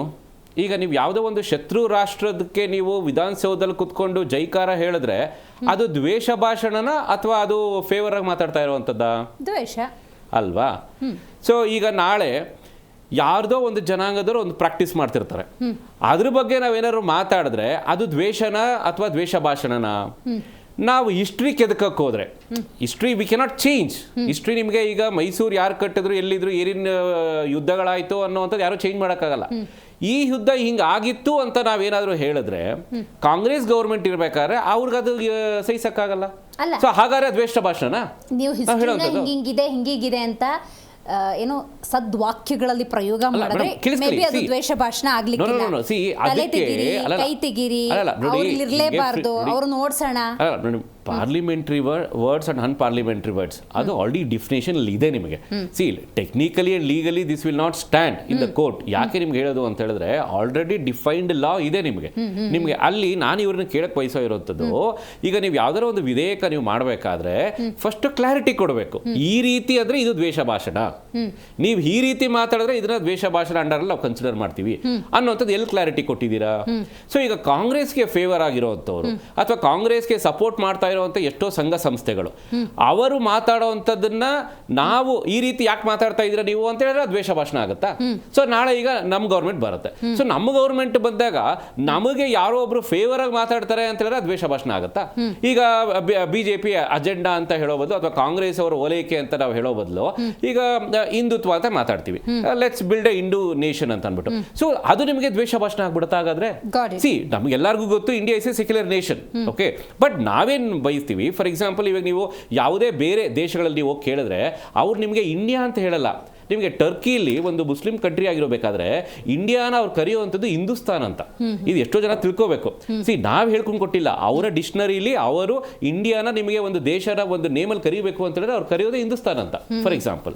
ಸೊ ಈಗ ನಾವೊಂದು ಹಿಂದೂ ರಾಷ್ಟ್ರ ಅಥವಾ ಒಂದು ನೇಷನ್ ಫಾರ್ ಹಿಂದೂ ಅಂತ ನಾವೇನಾದ್ರು ಹೇಳ್ತೀವಿ ಅಂತ ಹೇಳಿದ್ರೆ ಅದು ನಿಮಗೆ ದ್ವೇಷ ಭಾಷಣ ಆಗೋಗ್ಬಿಡುತ್ತಾ? ಒಂದು. ಎರಡನೇದು ಅವನ ನ್ಯಾಷನಲ್ ಇಂಟ್ರೆಸ್ಟ್. ನಿಮಗೆ ಈಗ ಕಂಪ್ಲೀಟ್ ಈಗ ಒಂದೊಂದು ಸ್ಟೇಟಲ್ಲಿ ಒಂದೊಂದು ಕಮ್ಯುನಿಟಿಯವ್ರು ಜಾಸ್ತಿ ಇರ್ಬೋದು. ಸೊ ಅಲ್ಲಿ ಅವರು ವಿರೋಧವಾಗಿ ಅಥವಾ ಅವರಿಗೆ ಯಾಕೆ ಇದನ್ನು ಕೊಡಬೇಕು, ಅಥವಾ ಈಗ ರಿಸರ್ವೇಷನ್ ಫಾರ್ ಎಕ್ಸಾಂಪಲ್ ಮಾತಾಡೋಣ. ಸೊ ಈ ರಿಸರ್ವೇಷನ್ ಇವ್ರಿಗೆ ಯಾಕೆ ನಾವು ಕೊಡಬೇಕು ಅಂತ ಮಾತಾಡಿದ್ರೆ ಅದು ದ್ವೇಷ ಭಾಷಣ ಆಗ್ಬಿಡುತ್ತಾ? ಸೊ ನೀವು ಯಾವ ರೀತಿ ಡಿಫೈನ್ ಮಾಡ್ತಾ ಇದ್ರ ದ್ವೇಷ ಭಾಷಣ ಅಂತಂದ್ರೆ, ಸೊ ಏನು ಕ್ಲಾರಿಟಿ ಇಲ್ಲ ನಿಮಗೆ. ಸೊ ಇಲ್ಲಿ ಏನಾಗುತ್ತೆ, ಕಾಂಗ್ರೆಸ್ ಅವರು ಅವ್ರಿಗೆ ಬೇಕಾಗಿರೋ ತರ ಒಂದು ವಿಧೇಯಕನ ಮಂಡಿಸ್ಕೊಂಡು ನೀವು ಏನಾದ್ರೂ ಅಗೇನ್ಸ್ಟ್ ಕಾಂಗ್ರೆಸ್ ಮಾತಾಡಿದ್ರೆ ಅದು ಒಂದಲ್ಲ ಒಂದು ರೀತಿಯಲ್ಲಿ ಡಿಫೈನ್ ಮಾಡ್ಬಿಡ್ತಾರೆ ಇದು ದ್ವೇಷ ಭಾಷಣ ಅಂತ. ಈಗ ನಾವು ಹೇಳ್ತೀವಿ ಕಾಂಗ್ರೆಸ್ ಅವರು ಭ್ರಷ್ಟಾಚಾರ ಮಾಡಿದೀವಿ ಅಂತ ಹೇಳ್ತೀವಿ, ಹಾಗಾದ್ರೆ ಈಗ ನಾವು ಕಾಂಗ್ರೆಸ್ ಅವ್ರ ಮೇಲೆ ನಾವು ದ್ವೇಷ ಭಾಷಣ ಮಾಡಿದೀವಿ ಅಂತಾರ? ಕಾಂಗ್ರೆಸ್ ಅವ್ರು ಏನ್ ಹೇಳ್ತಾರೆ, ನೀವು ಇನ್ ಡೆಪ್ತ್ ನೀವು ಸ್ಟಡಿ ಮಾಡಿದ್ರೆ ಯಾರೋ ಒಬ್ಬ ವ್ಯಕ್ತಿ ಹೇಳಿದ್ರೆ ಅವನು ಯಾವ ಸಂಘದಲ್ಲಿ ಇರ್ತಾನೆ ಅಥವಾ ಯಾವೊಂದು ಸೊಸೈಟಿಲಿ ಅಸೋಸಿಯೇಟ್ ಆಗಿರ್ತಾನಲ್ಲ, ಆ ಸೊಸೈಟಿಲಿ ಇರುವಂತ ಮುಖ್ಯಸ್ಥರು ದೇ ಕ್ಯಾನ್ ಬಿ ಬುಕ್ಡ್ ಅಂತ ಹೇಳ್ತಾರೆ. And that is not bailable ಅಂತ. ಇವಾಗ ಒಂದು ವೇಳೆ ಒಂದು ಉದಾಹರಣೆಗೆ ಈಗ ಚಾನಲ್ ಮೀಡಿಯಾದಲ್ಲಿ ನಾವೆಲ್ಲ ಇರ್ತೀವಿ ಅಂತ ಹೇಳ್ತಾರೆ, ಯಾರೋ ಒಬ್ರಿಗೆ ಅರ್ಥನೇ ಆಗುತ್ತೆ ಮಾತಾಡಿದ ತಕ್ಷಣ ಒಳಗಾಗ್ತಾರೆ ಮೇಡಮ್. ಹಂಗಲ್ಲ, ನಾವು ಕಾಂಗ್ರೆಸ್ ವಿರುದ್ಧವಾಗಿ ಮಾತಾಡೋದು ಅಂತ ಹೇಳ್ತಾ ಇಲ್ಲ ಅಲ್ಲಿ. ನೀವು ಡಿಫೈನ್ ಮಾಡ್ಬೇಕಲ್ವಾ ಒಂದು ದೇಶದಲ್ಲಿ. ನೀವು ಈಗ IPC ಸೆಕ್ಷನ್ ಅಥವಾ BNS ಸೆಕ್ಷನ್ ಅಂತ ಹೇಳಿದ್ರೆ ನೀವು ಪ್ರತಿಯೊಬ್ಬ ಭಾರತ ಪ್ರಜೆಗೆ ಇದು BNS ಅಪ್ಲೈ ಆಗುತ್ತೆ ಅಂತ ನಾವು ಹೇಳ್ತಾ ಇದೀವಿ. ಇದೇ ರೀತಿನೇ ಕಾಂಗ್ರೆಸ್ ಅವರು ನೀವು ದ್ವೇಷ ಭಾಷಣ ಅಂದ್ರೆ ಏನು ಅಂತ ಡಿಫೈನ್ ಮಾಡಿ, ನೀವು ನಿಮ್ಮಲ್ಲಿ ಕ್ಲಾರಿಟಿ ಕೊಟ್ಬಿಡಿ ನೋಡೋಣ. ನೀವು ಈಗ ದ್ವೇಷ ಭಾಷಣ ಅಂತ ಹೇಳಿದಾಗ ಈಗ ಯಾರಾದ್ರೂ ನಾವೊಂದು ಹಿಂದೂ ರಾಷ್ಟ್ರ ಕಟ್ತೀವಿ ಅಂತ ಯಾರಾದ್ರೂ ಹೇಳಿದ್ರೆ ದ್ವೇಷ ಭಾಷಣ ಆಗ್ಬಿಡುತ್ತಾ? ಅಲ್ಲಿಗೆ ಬರ್ತೀನಿ ನೋಡೋಣ. ಹಂಗಾರೆ ಕುಮಾರ್ ಸರ್ ನೀವು ಹೇಳಬೇಕು ದ್ವೇಷ ಭಾಷಣ ಅಂದ್ರೇನು. ಮೊದಲನೇದಾಗಿ ಡೆಫಿನೇಷನ್ ಹೇಳಿ. ಎರಡನೇದಾಗಿ ದ್ವೇಷ ಭಾಷಣಕ್ಕೆ ಸಂಬಂಧಪಟ್ಟಂತೆ ಯಾರೆಲ್ಲ ಪ್ರೊವೋಕಿಂಗ್ ಸ್ಟೇಟ್ಮೆಂಟ್ಸ್ ಅನ್ನ ಕೊಡ್ತಾರೆ ಅದಕ್ಕೆ ಈಗಾಗಲೇ ಕಾನೂನು ಇರಬೇಕಾದ್ರೆ ಪ್ರತ್ಯೇಕವಾಗಿ ಈ ವಿಧೇಯಕವನ್ನು ತರುವಂಥ ಅಗತ್ಯ ಏನಿತ್ತು? ಎರಡನೇ ಪ್ರಶ್ನೆ. ಮೂರನೇದು, ಈ ದ್ವೇಷ ಭಾಷಣ ವಿಧೇಯಕವನ್ನು ತರೋ ನಿಟ್ಟಿನಲ್ಲಿ ದ್ವೇಷನೇ ಹೆಚ್ಚಾಗ್ತಿದೆಯಲ್ಲ. ಈ ಮೂರು ಪ್ರಶ್ನೆಗಳು ಮೇಡಮ್. ಕುಂಬಳಕಾಯಿ ಕಳ್ಳ ಅಂದ್ರೆ ಎಗಲ್ ಮುಟ್ಟು ನೋಡ್ಕೊಂಡ್ರು ಅಂತ ನಾನು ಇವರಿಬ್ಬರು ಮಾತನಾಡುವಾಗ ಅಥವಾ ಇನ್ನೊಬ್ರು ಮಾತನಾಡುವಾಗ ಒಂದು ಶಬ್ದವೂ ಮಧ್ಯದಲ್ಲಿ ಮಾತನಾಡಿಲ್ಲ. ಕುಂಬಳಕಾಯಿ ಕಳ್ಳ ಅದೇ ಕುಂಬಳಕಾಯಿ ಕಳ್ಳ ಅಂದ್ರೆ ಎಗಲ್ ಮುಟ್ಟು ನೋಡ್ಕೊಳ್ಳುವಂತ ಗಿಲ್ಟ್ ಇವ್ರಿಗೆ ಯಾಕೆ? ಇದು ಡೆಫಿನೇಷನ್ ಅಲ್ಲ, ಇವ್ರ ಗಿಲ್ಟ್ ಯಾಕೆ? ಇವ್ರು ಒದ್ದಾಡ್ತಿರೋದು ಯಾಕೆ? ವಿಲಿ ವಿಲಿ ವಿಲಿ ವಿಲಿ ವಿಲಿ ವಿಲಿ ಅಂತ ಒದ್ದಾಡೋದನ್ನ ಬಿಡ್ರಪ್ಪ. ಈ ದ್ವೇಷ ಭಾಷಣದಿಂದ ಒಂದು ರಾಜ್ಯ, ಒಂದು ದೇಶ, ಒಂದು ಇಡೀ ಸಮಾಜ ಒತ್ತು ಉರಿಯೋದನ್ನ ತಡಿಬೇಕಾಗಿರೋದು ಒಂದು ಆಡಳಿತ ಸರ್ಕಾರ ಮತ್ತು ಯಾವುದೇ ನಾಗರಿಕ ಸಮಾಜದಲ್ಲಿ ಒಂದು ಆಡಳಿತ ನಡೆಸ್ತಿರುವಂಥ ಸರ್ಕಾರದ ಪ್ರಮುಖವಾದಂಥ ವಿಚಾರ. ಮತ್ತು ಅದು ವಿಧೇಯಕವಾಗಿ ನಿನ್ನೆ ವಿಧಾನಸಭೆಯಲ್ಲಿ ವಿಧಾನ ಪರಿಷತ್ನಲ್ಲಿ ನಿನ್ನೆ ಮೊನ್ನೆ ಚರ್ಚೆಯಾಗಿ ಎಲ್ಲ ಪಕ್ಷದ ಎಲ್ಲ ಸದಸ್ಯರುಗಳು 100ಕ್ಕಿಂತ ಹೆಚ್ಚು ಜನರು ಚರ್ಚೆ ಮಾಡಿ ಈ ವಿಧೇಯಕವನ್ನು ಅಂಗೀಕಾರ ಮಾಡಿ ಈಗ ರಾಜ್ಯಪಾಲರ ಕಳಿಸ್ತೇವೆ. ಅಲ್ಲೊಬ್ರು ಹೇಳ್ತಾರೆ ಇದು ರಾಜ್ಯಪಾಲರು ತೀರ್ಮಾನ ತೆಗೆದುಕೊಳ್ಳೇಬಾರ್ದು, ಇಸಾಕ್ಬೇಕಿತ್ತು ಅಂತ ಒಬ್ರು ಕೇಂದ್ರ ಸಚಿವೆ ಹೇಳ್ತಾರೆ. ನಿಮ್ಗೇನ್ರಿ ಹಕ್ಕಿದೆ ಇನ್ನೊಂದು ರಾಜ್ಯದ ಸರ್ಕಾರದ ತೆಗೆದುಕೊಂಡಂಥ ಸರ್ಕಾರದ ವಿಧೇಯಕವನ್ನು ತಡಿಬೇಕು ಅಂತ ಹೇಳಕ್ಕೆ ನಿಮ್ಗೆ ಯಾರು ಕೊಟ್ಟಿದ್ದ ಹಕ್ಕು? ಇಲ್ಲೇ ಶುರುವಾಗೋದು. ಒಂದು ನಿಮಿಷ, ದ್ವೇಷ ಅನ್ನೋದು ಇಲ್ಲೇ ಶುರುವಾಗೋದು. ದ್ವೇಷ ಅನ್ನೋದು ಶುರುವಾಗೋದು ನೋಡಿ ಹೀಗೆ. ಅವ್ರಿಗೆ ಯಾಕೆ ಬೇಕು? ರಾಜ್ಯಪಾಲರ ಅಂಗಳದಲ್ಲಿರುತ್ತೋ, ರಾಷ್ಟ್ರಪತಿಗಳ ಅಂಗಳದಲ್ಲಿರುತ್ತೋ, ಸಂವಿಧಾನದ ಅಡಿಯಲ್ಲಿ. ಒಂದ್ ನಿಮಿಷ ಯಾಕೆ ಅಂದ್ರೆ ಅವರು ಒಬ್ರು ಕುಂಬಳಕಾಯಿ ಕಳ್ಳ ಅಂದ್ರೆ ಹೆಗಲ್ಮುಟ್ಟು ನೋಡ್ಕೊಳ್ಳೋದಲ್ಲಿ ಅವರು ಒಬ್ರಲ್ವಾ? ಒಂದೇ ಒಂದು ದಿನ ಕೇಂದ್ರ ಸರ್ಕಾರದಿಂದ ಕರ್ನಾಟಕಕ್ಕೆ ಕೊಟ್ಟ ಕಾರ್ಯಕ್ರಮಗಳ ಬಗ್ಗೆ ಒಂದು ಭಾಷಣ ಮಾಡಿಲ್ಲ, ಒಂದು ಮಾತನ್ನು ಮಾತಾಡಿಲ್ಲ. ಏನೇ ಬಂದು ಮಾತಾಡದೆ ಬಿಡ್ರಿ.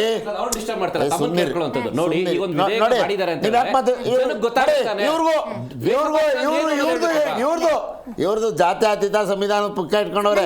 ದಯಮಾಡಿ ನೀವೀಗ ಕೋಮು ದ್ವೇಷ ದೊಳ್ಳೂರಿಯನ್ನು ಹುಟ್ಟಾಕುವ ಒಂದು ಪಕ್ಷ ಆಡಳಿತದಲ್ಲಿದೆ, ಅದರ ಮಿತ್ರ ಪಕ್ಷ ಆಗಿದ್ದೀರಿ.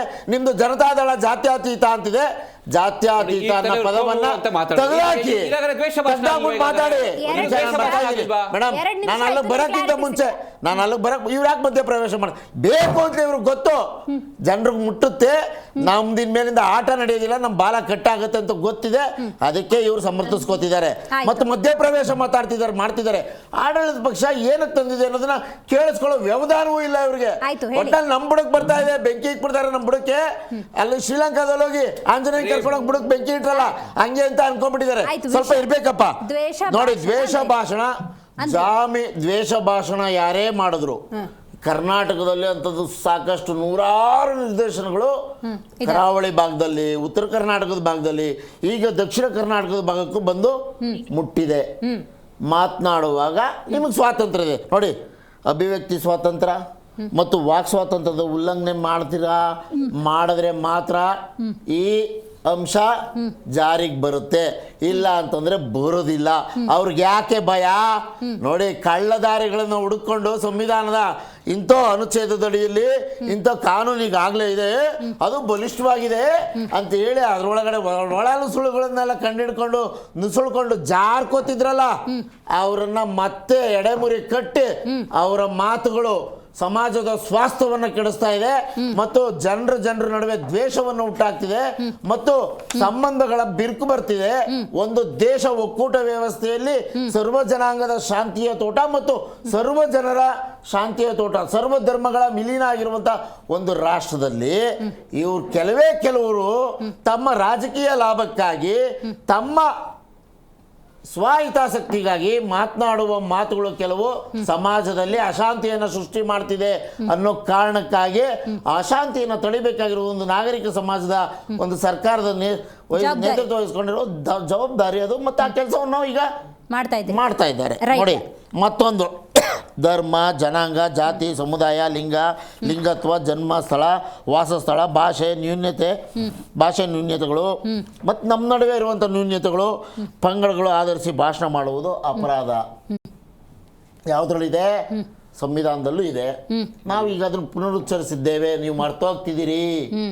ಸಿಟಿ ರವಿ ಅವರೇ, ಇವಾಗ ಯಾಕೋ ರಿಫೈನ್ಡ್ ಆಗಿ ಮಾತಾಡಿದ್ರಿ, ಇವತ್ತು ಬೆಳಗ್ಗೆ ಕೇಸ್ ಬಿದ್ದುಬಿಡ್ತದೆ ಅಂತ ಗೊತ್ತಾಗೋಯ್ತು ನಿಮಗೆ, ಅದಕ್ಕೆ ಸ್ವಲ್ಪ ಪಾಲಿಶ್ ಆಗಿ ಮಾತಾಡ್ತಾ ಇದ್ರಿ. ಯತ್ನಾಳ್ ಅವರು ದಿನ ಬೆಳಗಾದ್ರೆ ಅದೇ ಅಭ್ಯಾಸ ಮಾಡ್ಕೊಂಡು ಇಡೀ ರಾಜ್ಯ ತುಂಬ ನಿಮಿಷ ಇರಿಯಪ್ಪ, ನೀವ್ಯಾಕ್ರಿ ಮಾತಾಡ್ತೀರಿ? ನೀವು ಮಾತಾಡೋ ಬಂದ ಮಧ್ಯದಲ್ಲಿ ಆಯ್ತು ಬಿಡ್ರಿ, ಕ್ಲಾರಿಟಿ ಕೊಡ್ತೀವಿ. ಅಲ್ಲ ಸರ್, ಈ ಡೆಫಿನೇಷನ್ ನಿಮ್ಮ ಕ್ಯಾಬಿನೆಟ್ ನ ಕೆಲ ಮಿನಿಸ್ಟ್ರಿಗೆ ಪರಿಚಯ ಮಾಡಿಸಿದ್ದೀರಾ?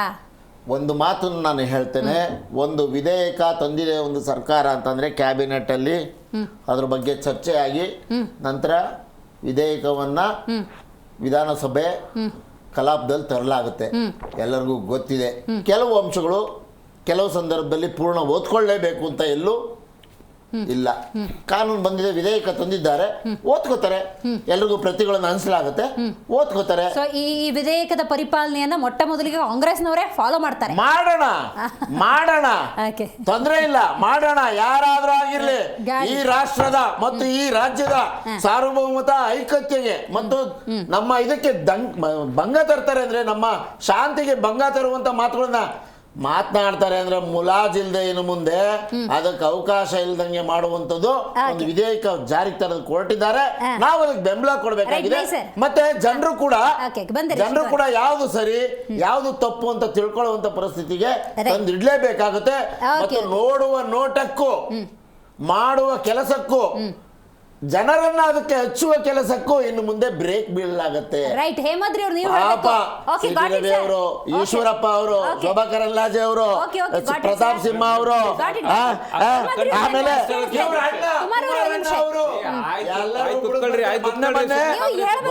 ನಿಮಿಷ ಇರ್ರಿ, ಮಾತಾಡ್ಬೇಡಿ. ಇವ್ರು ಯಾಕೆ ಮಾತಾಡ್ತಾರೆ?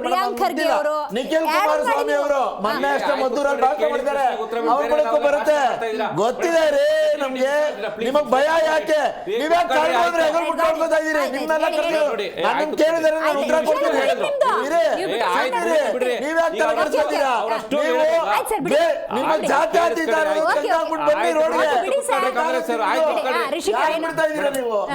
ಈ ಕಾನ್ಸ್ಟಿಟ್ಯೂಷನ್ ಆಫ್ ಇಂಡಿಯಾ ಬುಕ್ ಅಲ್ಲಿ ಇಲ್ದಿರೋ ಅಂತದನ್ನ ಇವ್ರು ಇಷ್ಟೊತ್ತರೆಗೂ ಭಾಷಣ ಮಾಡ್ದಲ್ಲ, ಏನಾದ್ರು ಇದೆಯಾ ಇದ್ರಲ್ಲಿ ಇಲ್ದಿರೋ ಅಂತ ಆಕ್ಟ್ಸ್? ಒಂದು.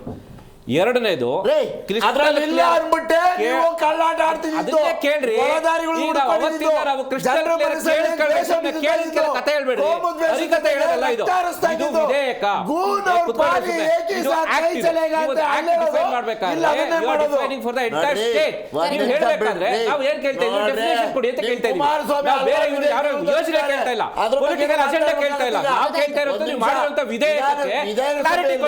ಇಲ್ಲಿ ಬೇಸಿಕ್ ವಿಷಯ ಗೊತ್ತಿಲ್ಲ, ಇದ್ರ ಡೆಫಿನೇಷನ್ ಗೊತ್ತಿಲ್ಲ. ಆಯ್ತು ಬಿಡ್ರಿ, ಉಲ್ಟಾ ತಿರುಗಿಸೋದಲ್ಲ ಡೆಫಿನೇಷನ್ ಅಂದ್ರೆ, ಅಡ್ಡದಾರಿ ತಗೊಂಡೋಗೋದಲ್ಲ ಡೆಫಿನೇಷನ್.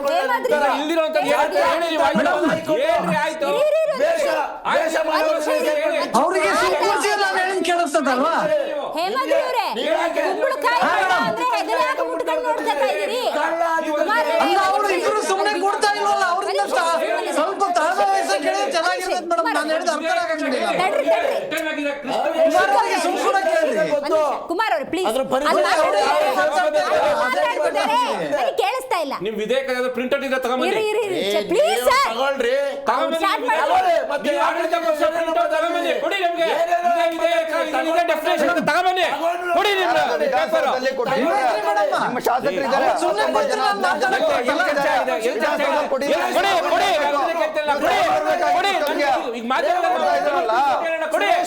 ಆಯ್ತು ತಗೊಂಡ್ಬನ್ನಿ. ನೀವು ವಕ್ತಾರ ಇದೆಯಲ್ಲ, ವಕ್ತಾರ ನೀವು ಇಲ್ಲಿ ಇದೆಯಲ್ಲ, ತಗೊಂಡ್ಬನ್ನಿ ಕೊಡಿ.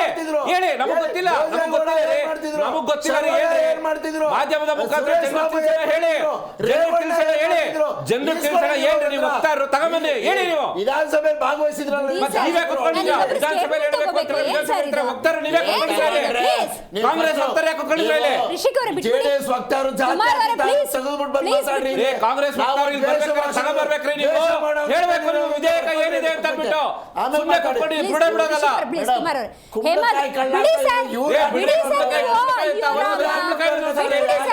ಕೇಳಿ, ಒಂದು ಡೆಫಿನೇಷನ್ ದಾರಿಲಿದ್ದಾರೆ.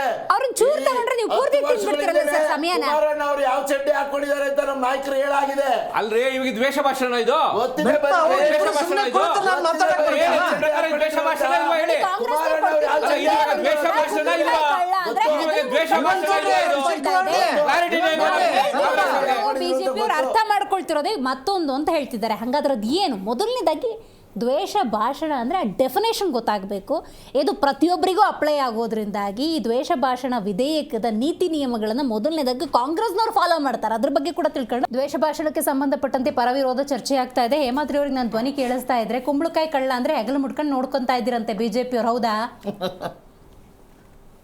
ಖಂಡಿತವಾಗಿ ಸರಿ ಹೇಳಿದಾರ ಅವರು. ಆದ್ರೆ ಅದು ಅವ್ರಿಗೆ ಅನ್ವಯಿಸ್ತದೆ. ನಾವು ಇದು ದ್ವೇಷ ಭಾಷಣ ಮತ್ತು ದ್ವೇಷ ಕ್ರಿಮಿನಲ್ ಇದ್ರದ್ದು ದ್ವೇಷದ ಭಾಷಣ ಅನ್ನುವಂಥದನ್ನ ಬಿಲ್ಲು ಕಾಂಗ್ರೆಸ್ನವರು ಇದನ್ನ ವಿರೋಧ ಪಕ್ಷಗಳನ್ನ ಹಣೆಯಾಗಿ ತರ್ತಾ ಇದಾರ ಅಂತ ಹೇಳಿದ್ರೆ ಅವ್ರು ಇಲ್ಲ ಸರಿ ಇದೆ ಅಂತ ಹೇಳ್ತಾ ಇದಾರಲ್ಲ, ಅದು ಅವ್ರಿಗೆ ಅನ್ನಿಸ್ತಾ ಇದೆ. ಅದೇ ವಾಸ್ತವವಾಗಿ ಅದು ಕೇಂದ್ರೀಕೃತವಾಗಿದೆಯಾ? ಪ್ರತಿಯೊಬ್ಬ ಜನಸಾಮಾನ್ಯನಿಗೂ ಅಪ್ಲೈ ಆಗುತ್ತಾ? ನೋಡಿ ಮೇಡಮ್, ನಾನೇನು ಆರಂಭದಲ್ಲಿ ಹೇಳಿದೆ, ಇವೆಲ್ಲಾ ಆಕ್ಟ್ಗಳು ಇದೆ ಅನ್ನುವಂಥದ್ದನ್ನ ನಾನು ಇವಾಗಲೇ ಹೇಳಿದೆ. ನಾನು ಜೊತೆಗೆ ನಾನು ಯಾಕೆ ಹೇಳ್ತಾ ಇದ್ದೀನಿ ಅಂತಂದ್ರೆ, ತಡ್ರಿ ಸರ್, ನೀವು ಡಿಸ್ಟರ್ಬ್ ಮಾಡಬೇಡಿ ಪ್ಲೀಸ್. ಅವ್ರದ್ದೇನೋ ಝೂಮ್ ಅಲ್ಲಿ ಇರ್ತಾರೆ, ನನಗೊಂದು 2 ಪಾಯಿಂಟ್ ಸಿಗುತ್ತೆ ಅವ್ರ ಹತ್ರ ಮಾತಾಡಕ್ಕೆ. ಹೇಮಾದ್ರಿ ಅವರೇ ಕಂಟಿನ್ಯೂ. ಈಗ ನೋಡಿ ಮೇಡಮ್, ಇದು ಆಕ್ಚುಲಿ ಇದು ಸಪರೇಟ್ ಲಾ ತರೋ ಉದ್ದೇಶ ಏನು ಅಂತಂದ್ರೆ, ನೇರವಾಗಿ ಪರಿವಾರದ ಮೇಲೆ ಇಲ್ಲಿ ಏನ್ ಹೇಳ್ತಾರೆ ಈ ಬಿಲ್ನಾಗ ಒಂದ್ ಕಡೆ ನೋಂದಾಯಿತ ಸಂಸ್ಥೆ ಅಥವಾ ನೋಂದಾಯಿತವಲ್ಲದ ಸಂಸ್ಥೆ ಅನ್ನುವಂಥದನ್ನ ಹೇಳ್ತಾ ಇದಾರ, ಸ್ಪಷ್ಟವಾಗಿ ಉಲ್ಲೇಖ ಆಗ್ತಾ ಇದಾವು. ಯಾರನ್ನು ಗುರಿಯಾಗಿ ಇಟ್ಕೊಂಡು ತಂದಿರುವಂತ ಒಂದು ವ್ಯವಸ್ಥೆ ಇದು. ಇದನ್ನ ಹೇಳಿದ್ರೆ ನಿಮ್ಗೂ ಕೂಡ ಅರ್ಥ ಆಗ್ತದೆ, ಹೌದಾ? ಮತ್ತೆ ಇನ್ನೊಂದ್ ಏನಂತಂದ್ರೆ, ಈ ಬಿಲ್ನಾಗ ಏನ್ ತಂದಿದಾರ ಅಂದ್ರೆ, ಆಲ್ರೆಡಿ ರಿಜಿಸ್ಟ್ರೇಷನ್ ಮಾಡ್ಕೊಂಬಿಡಕ್ಕೆ ಹೇಳ್ರಿ. ಯಾಕೆ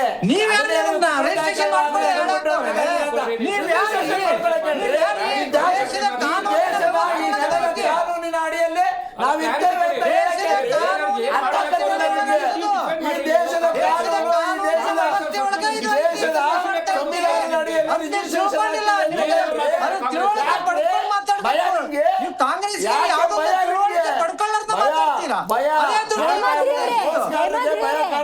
ಹೇಮಾದ್ರಿ ಅವರೇ, ಕಾಂಗ್ರೆಸ್ ವಕ್ತಾರರ ಮಾತುಗಳಲ್ಲಿ ಸ್ಪಷ್ಟವಾಗಿ ಗೊತ್ತಾಗ್ತಾ ಇದೆ ಈ ವಿಧೇಯಕ RSS ನ ಟಾರ್ಗೆಟ್ ಮಾಡ್ತಾ ಇದೆ ಅಂತ. ಹೌದಾ? ಹೌದಾ?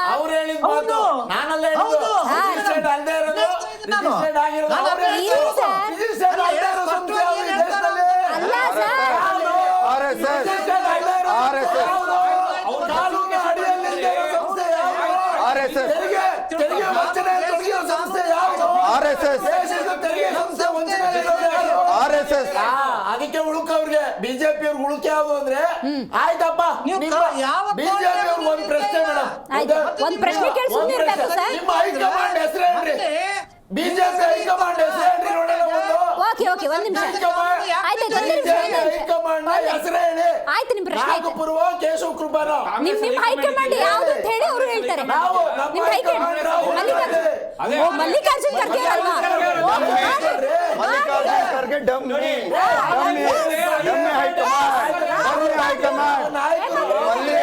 ಖರ್ಗೆ ಅವರು ಡಮ್ಮಿ ಹೈಕಮಾಂಡ್. ಡಮ್ಮಿ ಹೈಕಮಾಂಡ್ ಅವರೇ ಒಪ್ಕೊಂಡವ್ರು. ಡಮ್ಮಿ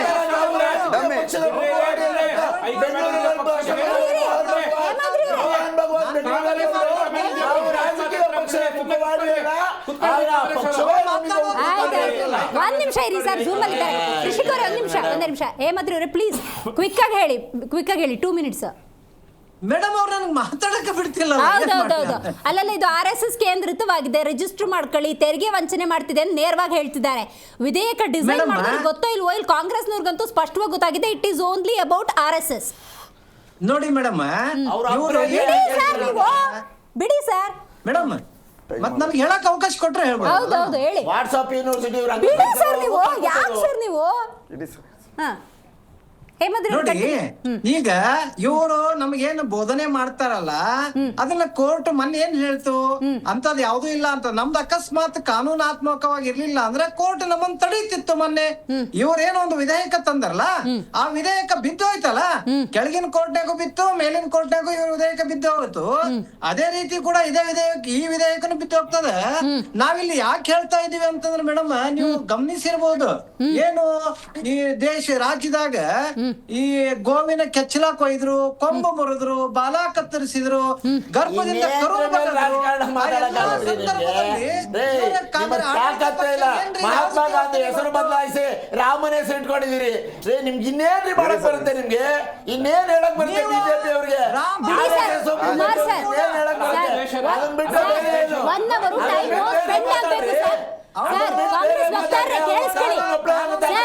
ನಾವು ಟೈಮ್ ಸ್ಪೆಂಡ್ ಮಾಡ್ಬೇಕು, ಸ್ಪಾಯಿಲ್ ಮಾಡಬಾರ್ದು, ಅರ್ಥ ಮಾಡ್ಕೊಳ್ಳಿ. ನಿಮ್ಮ ವಿಚಾರ ಹೋಗ್ಬೇಕು, ಇವ್ರ ವಿಚಾರ ಬರ್ಬೇಕು. ಇವ್ರು ಒಂದೊಂದು ಗಂಟೆ ಟ್ರಾವೆಲ್ ಮಾಡ್ಕೊಂಡ್ ಬಂದಿರ್ತಾರೆ. ಪ್ಲೀಸ್ ಕುಮಾರ್ ಸರ್, ಪ್ಲೀಸ್ ಬೇರೆ ವಿಷಯ ಇಲ್ಲ, ಇದು ವಿಧೇಯಕ. ಕುಮಾರ್ ಅವರು ಯಾವಾಗ್ಲೂ ಡಿಬೇಟ್ ನಾಗ ವಿಷಯದ ಮೇಲೆ ಮಾತಾಡೋದೇ ಇಲ್ಲ, ವಿಷಯ ಬಿಟ್ಟ ಹೋಗೋದವ್ರು.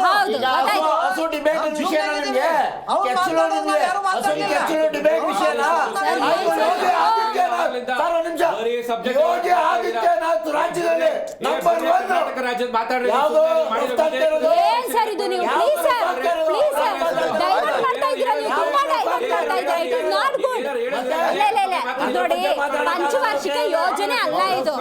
ಇದು ಯಾರೇ ಇದ್ರೂ ಅಪ್ಲೈ ಆಗುತ್ತೆ. ಈ ನಿಟ್ಟಿನಲ್ಲಿ ಹೇಳಿ, ಬಿಜೆಪಿ ಅವ್ರ ವಿರೋಧ ಮಾಡೋದ್ರಲ್ಲಿ ಅರ್ಥ ಇದೆಯಾ? ನೋಡಿ, ನಮ್ಮ ಮಿತ್ರಗಳ ಆರ್ಟಿಕಲ್ 19 ಫ್ರೀಡಮ್ ಆಫ್ ಸ್ಪೀಚ್ ಅಂತ ಇದೆ ಅಂತ. ಫ್ರೀಡಮ್ ಆಫ್ ಸ್ಪೀಚ್ ಎಲ್ಲರಿಗೂ ಇದೆ. ನಾನು ಮೊದಲೇ ಹೇಳಿದೆ, ಯಾರು ನಿಮ್ಮ ಮನಸ್ಸಿಗೆ ಭಾರವಾಗದಂತೆ, ಮನಸ್ಸಿಗೆ ತೊಂದರೆ ಆಗದಂತೆ, ಇನ್ನೊಬ್ಬರ ಭಾವನೆಗಳಿಗೆ ಧಕ್ಕೆ ಆಗದಂತೆ, ಮತ್ತೆ ಆ ಧರ್ಮಗಳ, ಆ ಜಾತಿಗಳ ಮತ್ತು ಈ ಹೆಣ್ಣು ಮಕ್ಕಳ ಇನ್ನೊಬ್ಬರು ಮತ್ತೊಬ್ಬರಿಗೆ ಅವರಿಗೆ ಘಾಸಿ ಆಗದಂತಹ ಮಾತುಗಳನ್ನು ಆಡಿದ್ರೆ ಅದಕ್ಕೆ ಫ್ರೀಡಮ್ ಆಫ್ ಸ್ಪೀಚ್ ಅಂತ ಹೇಳೋದು. ನೀವು ಫ್ರೀಡಮ್ ಆಫ್ ಸ್ಪೀಚ್ ಯಾವ್ದಲ್ಲ ಅಂತ ಹೇಳ್ತೀವಿ ಗೊತ್ತಾ? ಯಾವ್ದಕ್ಕೋಸ್ಕರ ದ್ವೇಷ ಭಾಷಣ ನಾವು ಓದ್ಕೊಂಡಿದೀವಿ ಸರ್, ನಾವು ಓದ್ಕೊಂಡಿದೀವಿ. ಅಲ್ಲಿ ನೋಡಿ,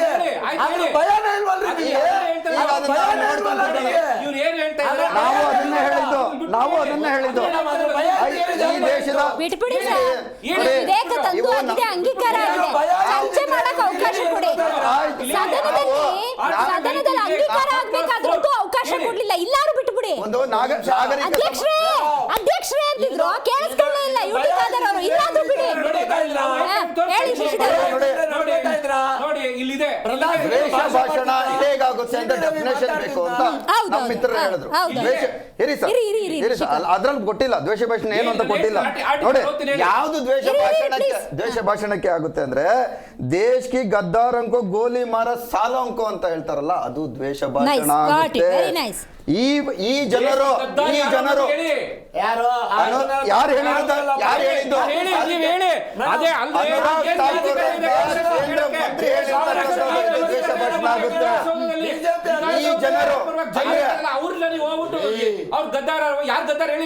ಈ ಭಾಷಣದಲ್ಲಿ ಮುಸಲ್ಮಾನರ ಬಗ್ಗೆ ಹೇಳಿರ್ತಕ್ಕಂಥದ್ದು ಯಾರು? ಅನುರಾಗ್ ಠಾಕೂರ್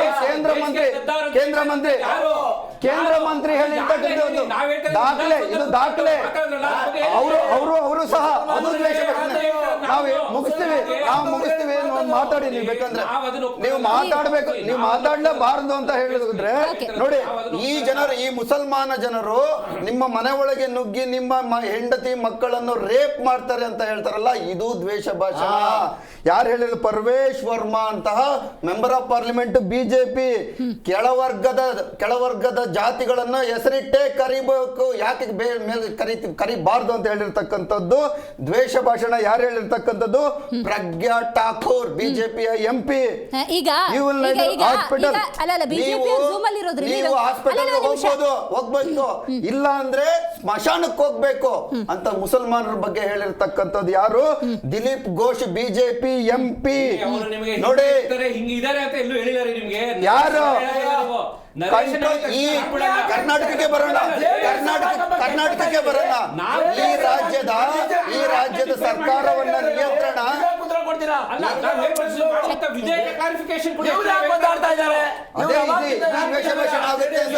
ತೇಜಸ್ವಿ ಸೂರ್ಯ MP ಅವರು ಹೇಳಿದ್ದಾರೆ, ಈ ರಾಜ್ಯದಲ್ಲಿ ಹಿಂದೂಗಳ ಆಡಳಿತ ಇದ್ರೆ ಮಾತ್ರ ಸಸ್ಟೈನಬಲ್ ಆಗೋದಕ್ಕೆ ಸಾಧ್ಯ ಅಂತ ಹೇಳಿದ್ರೆ ಇದು ದ್ವೇಷ ಭಾಷಣ ಆಗುತ್ತೆ ಅಂತ ನಾವು ಹೇಳ್ತಾ ಇರ್ತಕ್ಕಂಥದ್ದು. Can't end terror until approach ಇಸ್ಲಾಂನ ನಾವು ಸರ್ವನಾಶ ಮಾಡೋವರೆಗೂ ಟೆರರಿಸಮ್ ಹೋಗೋದಕ್ಕಾಗಲ್ಲ ಅಂತ ಹೇಳುತ್ತಲ್ಲ, ಇದು ದ್ವೇಷ ಭಾಷಣ ಆಗುತ್ತೆ. ಇಸ್ಲಾಂನ ಪ್ರತಿಯೊಬ್ಬರು ಟೆರರಿಸ್ಟ್ ಅಲ್ಲ. ಯಾರು ಟೆರರಿಸ್ಟ್ ಇದಾರೋ ಅವರನ್ನ ಅದನ್ನೇ ನಾವು ಹೇಳ್ತಾ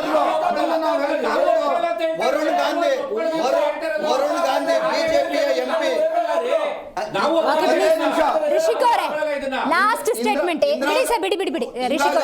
ಇಂದಿರಾ ಗಾಂಧಿಯ ಮೊಮ್ಮಗ ವರುಣ್ ಗಾಂಧಿ ಜನರನ್ನ ಕೈ ಕತ್ತರಿಸ್ತಿ ಅಂತ ಹೇಳ್ತಾನಲ್ಲ, ಅದು ದ್ವೇಷ ಭಾಷಣ. ಸಿದ್ದರಾಮಯ್ಯನವರು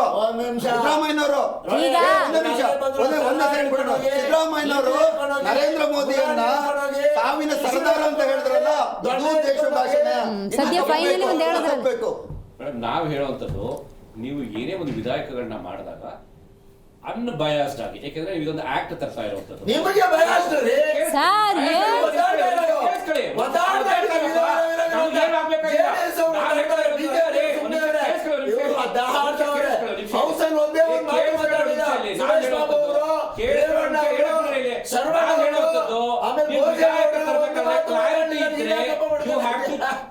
You have to prove on the floor. You have to prove legally. ಯಾವ ತರ ಪೊಲಿಟಿಕಲಿ ಬಿಟ್ಬೇಡ, ಒಂದೇ ನಿಮಿಷ ಇರೋದು. ಪೊಲಿಟಿಕಲಿ ಬಿಟ್ಬೇಡ. ನಾನು ಅಬ್ಸರ್ವ್ ಮಾಡ್ದಂಗೆ ಸಾಮಾಜಿಕ ಜಾಲತಾಣದಲ್ಲಿ ಒಂದಷ್ಟು ಸ್ಟೂಡೆಂಟ್ಸ್ ಇದರ ಬಗ್ಗೆ ಧ್ವನಿ ಎತ್ತಿದ್ದಾರೆ. We will not accept this, ನಮ್ಮ ಧ್ವನಿಯನ್ನ ಹತ್ತಿಕ್ಕೋ ಪ್ರಯತ್ನ ಆಗ್ತಿದೆ ಅಂತ ಸ್ಟೂಡೆಂಟ್ಸ್ ಮಾತಾಡ್ತಿದ್ದಾರೆ. ಇದ್ರ ಬಗ್ಗೆ ಏನ್ ಹೇಳ್ತೀರಿ ಮೇಡಮ್? ನೋಡಿ, ನಿಮಗೆ ಈಗಿರುವಂತ ಲಾ ಅಲ್ಲಿ ನಿಮಗೆ ಸಾಕಷ್ಟು ನಿಮಗೆ ಸಬ್ ಕ್ಲಾಸಸ್ ಇದೆ. ನಿಮಗೆ ಯಾವ್ದು ದ್ವೇಷ ಭಾಷಣ ಆಗುತ್ತೆ, ಯಾವ್ದು ಓಲೈಕೆ ಭಾಷಣ ಆಗುತ್ತೆ, ಯಾವ್ದು ನಿಮಗೆ ಕಮ್ಯುನಲ್ ವೈಲೆನ್ಸ್ ಕ್ರಿಯೇಟ್ ಆಗುತ್ತೆ ಅನ್ನೋದು ಕ್ರಿಸ್ಟಲ್ ಕ್ಲಿಯರ್ ಆಗಿ ಡೆಫಿನೇಷನ್ ಇದೆ. ಇವ್ರು ಒಂದು ವೇಳೆ ಏನಾದ್ರೂ ಈ ಡೆಫಿನೇಷನ್ಸ್ ನ ಕೊಡ್ಲೇಬೇಕು ಅನ್ನೋದಾದ್ರೆ particular word, particular sentence, particular ಆಗಿ ನೀವು ಡಿಫೈನ್ ಮಾಡಿ. ನಾವು ಅಷ್ಟೇ ಕೇಳ್ತಾ ಇರುವಂತದ್ದು. ಈ ರೀತಿ ನೀವು ಹೇಳಿದ್ರೆ ಇದು ದ್ವೇಷ ಭಾಷಣ ಆಗುತ್ತೆ ಅಂತ ಡಿಫೈನ್ ಮಾಡಿ. ಎಲ್ಲರಿಗೂ ಒಂದದು. ನಾನು ಹೇಳ್ತಿರೋದು ಕಾಂಗ್ರೆಸ್ ಬಿಜೆಪಿ ಅಲ್ಲ, ಕರ್ನಾಟಕ ರಾಜ್ಯದ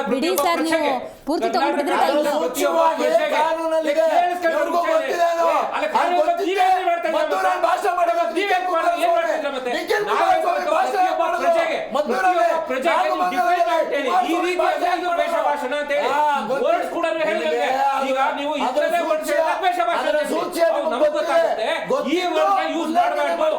ರೀತಿ ಕಮ್ಯುನಲ್ ವೈಲೆನ್ಸ್ ಮಾತಾಡಬಾರ್ದು, ಈ ರೀತಿ ದ್ವೇಷ ಭಾಷೆ ಮಾತಾಡಬಾರ್ದು. ಎಲ್ಲಿವರೆಗೂ ರಮೇಶ್ ಕುಮಾರಸ್ವಾಮಿ ಅವರು ಕೋಲಾರದಲ್ಲಿ ಹೇಳಿದ್ರಲ್ಲ, ಆಡಳಿತ ಪಕ್ಷದವರು ಆ ರೀತಿ ಭಾಷೆಗಳು ಮಾಡಬಾರ್ದು ಅಂತ ಹೇಳ್ತಾರೆ.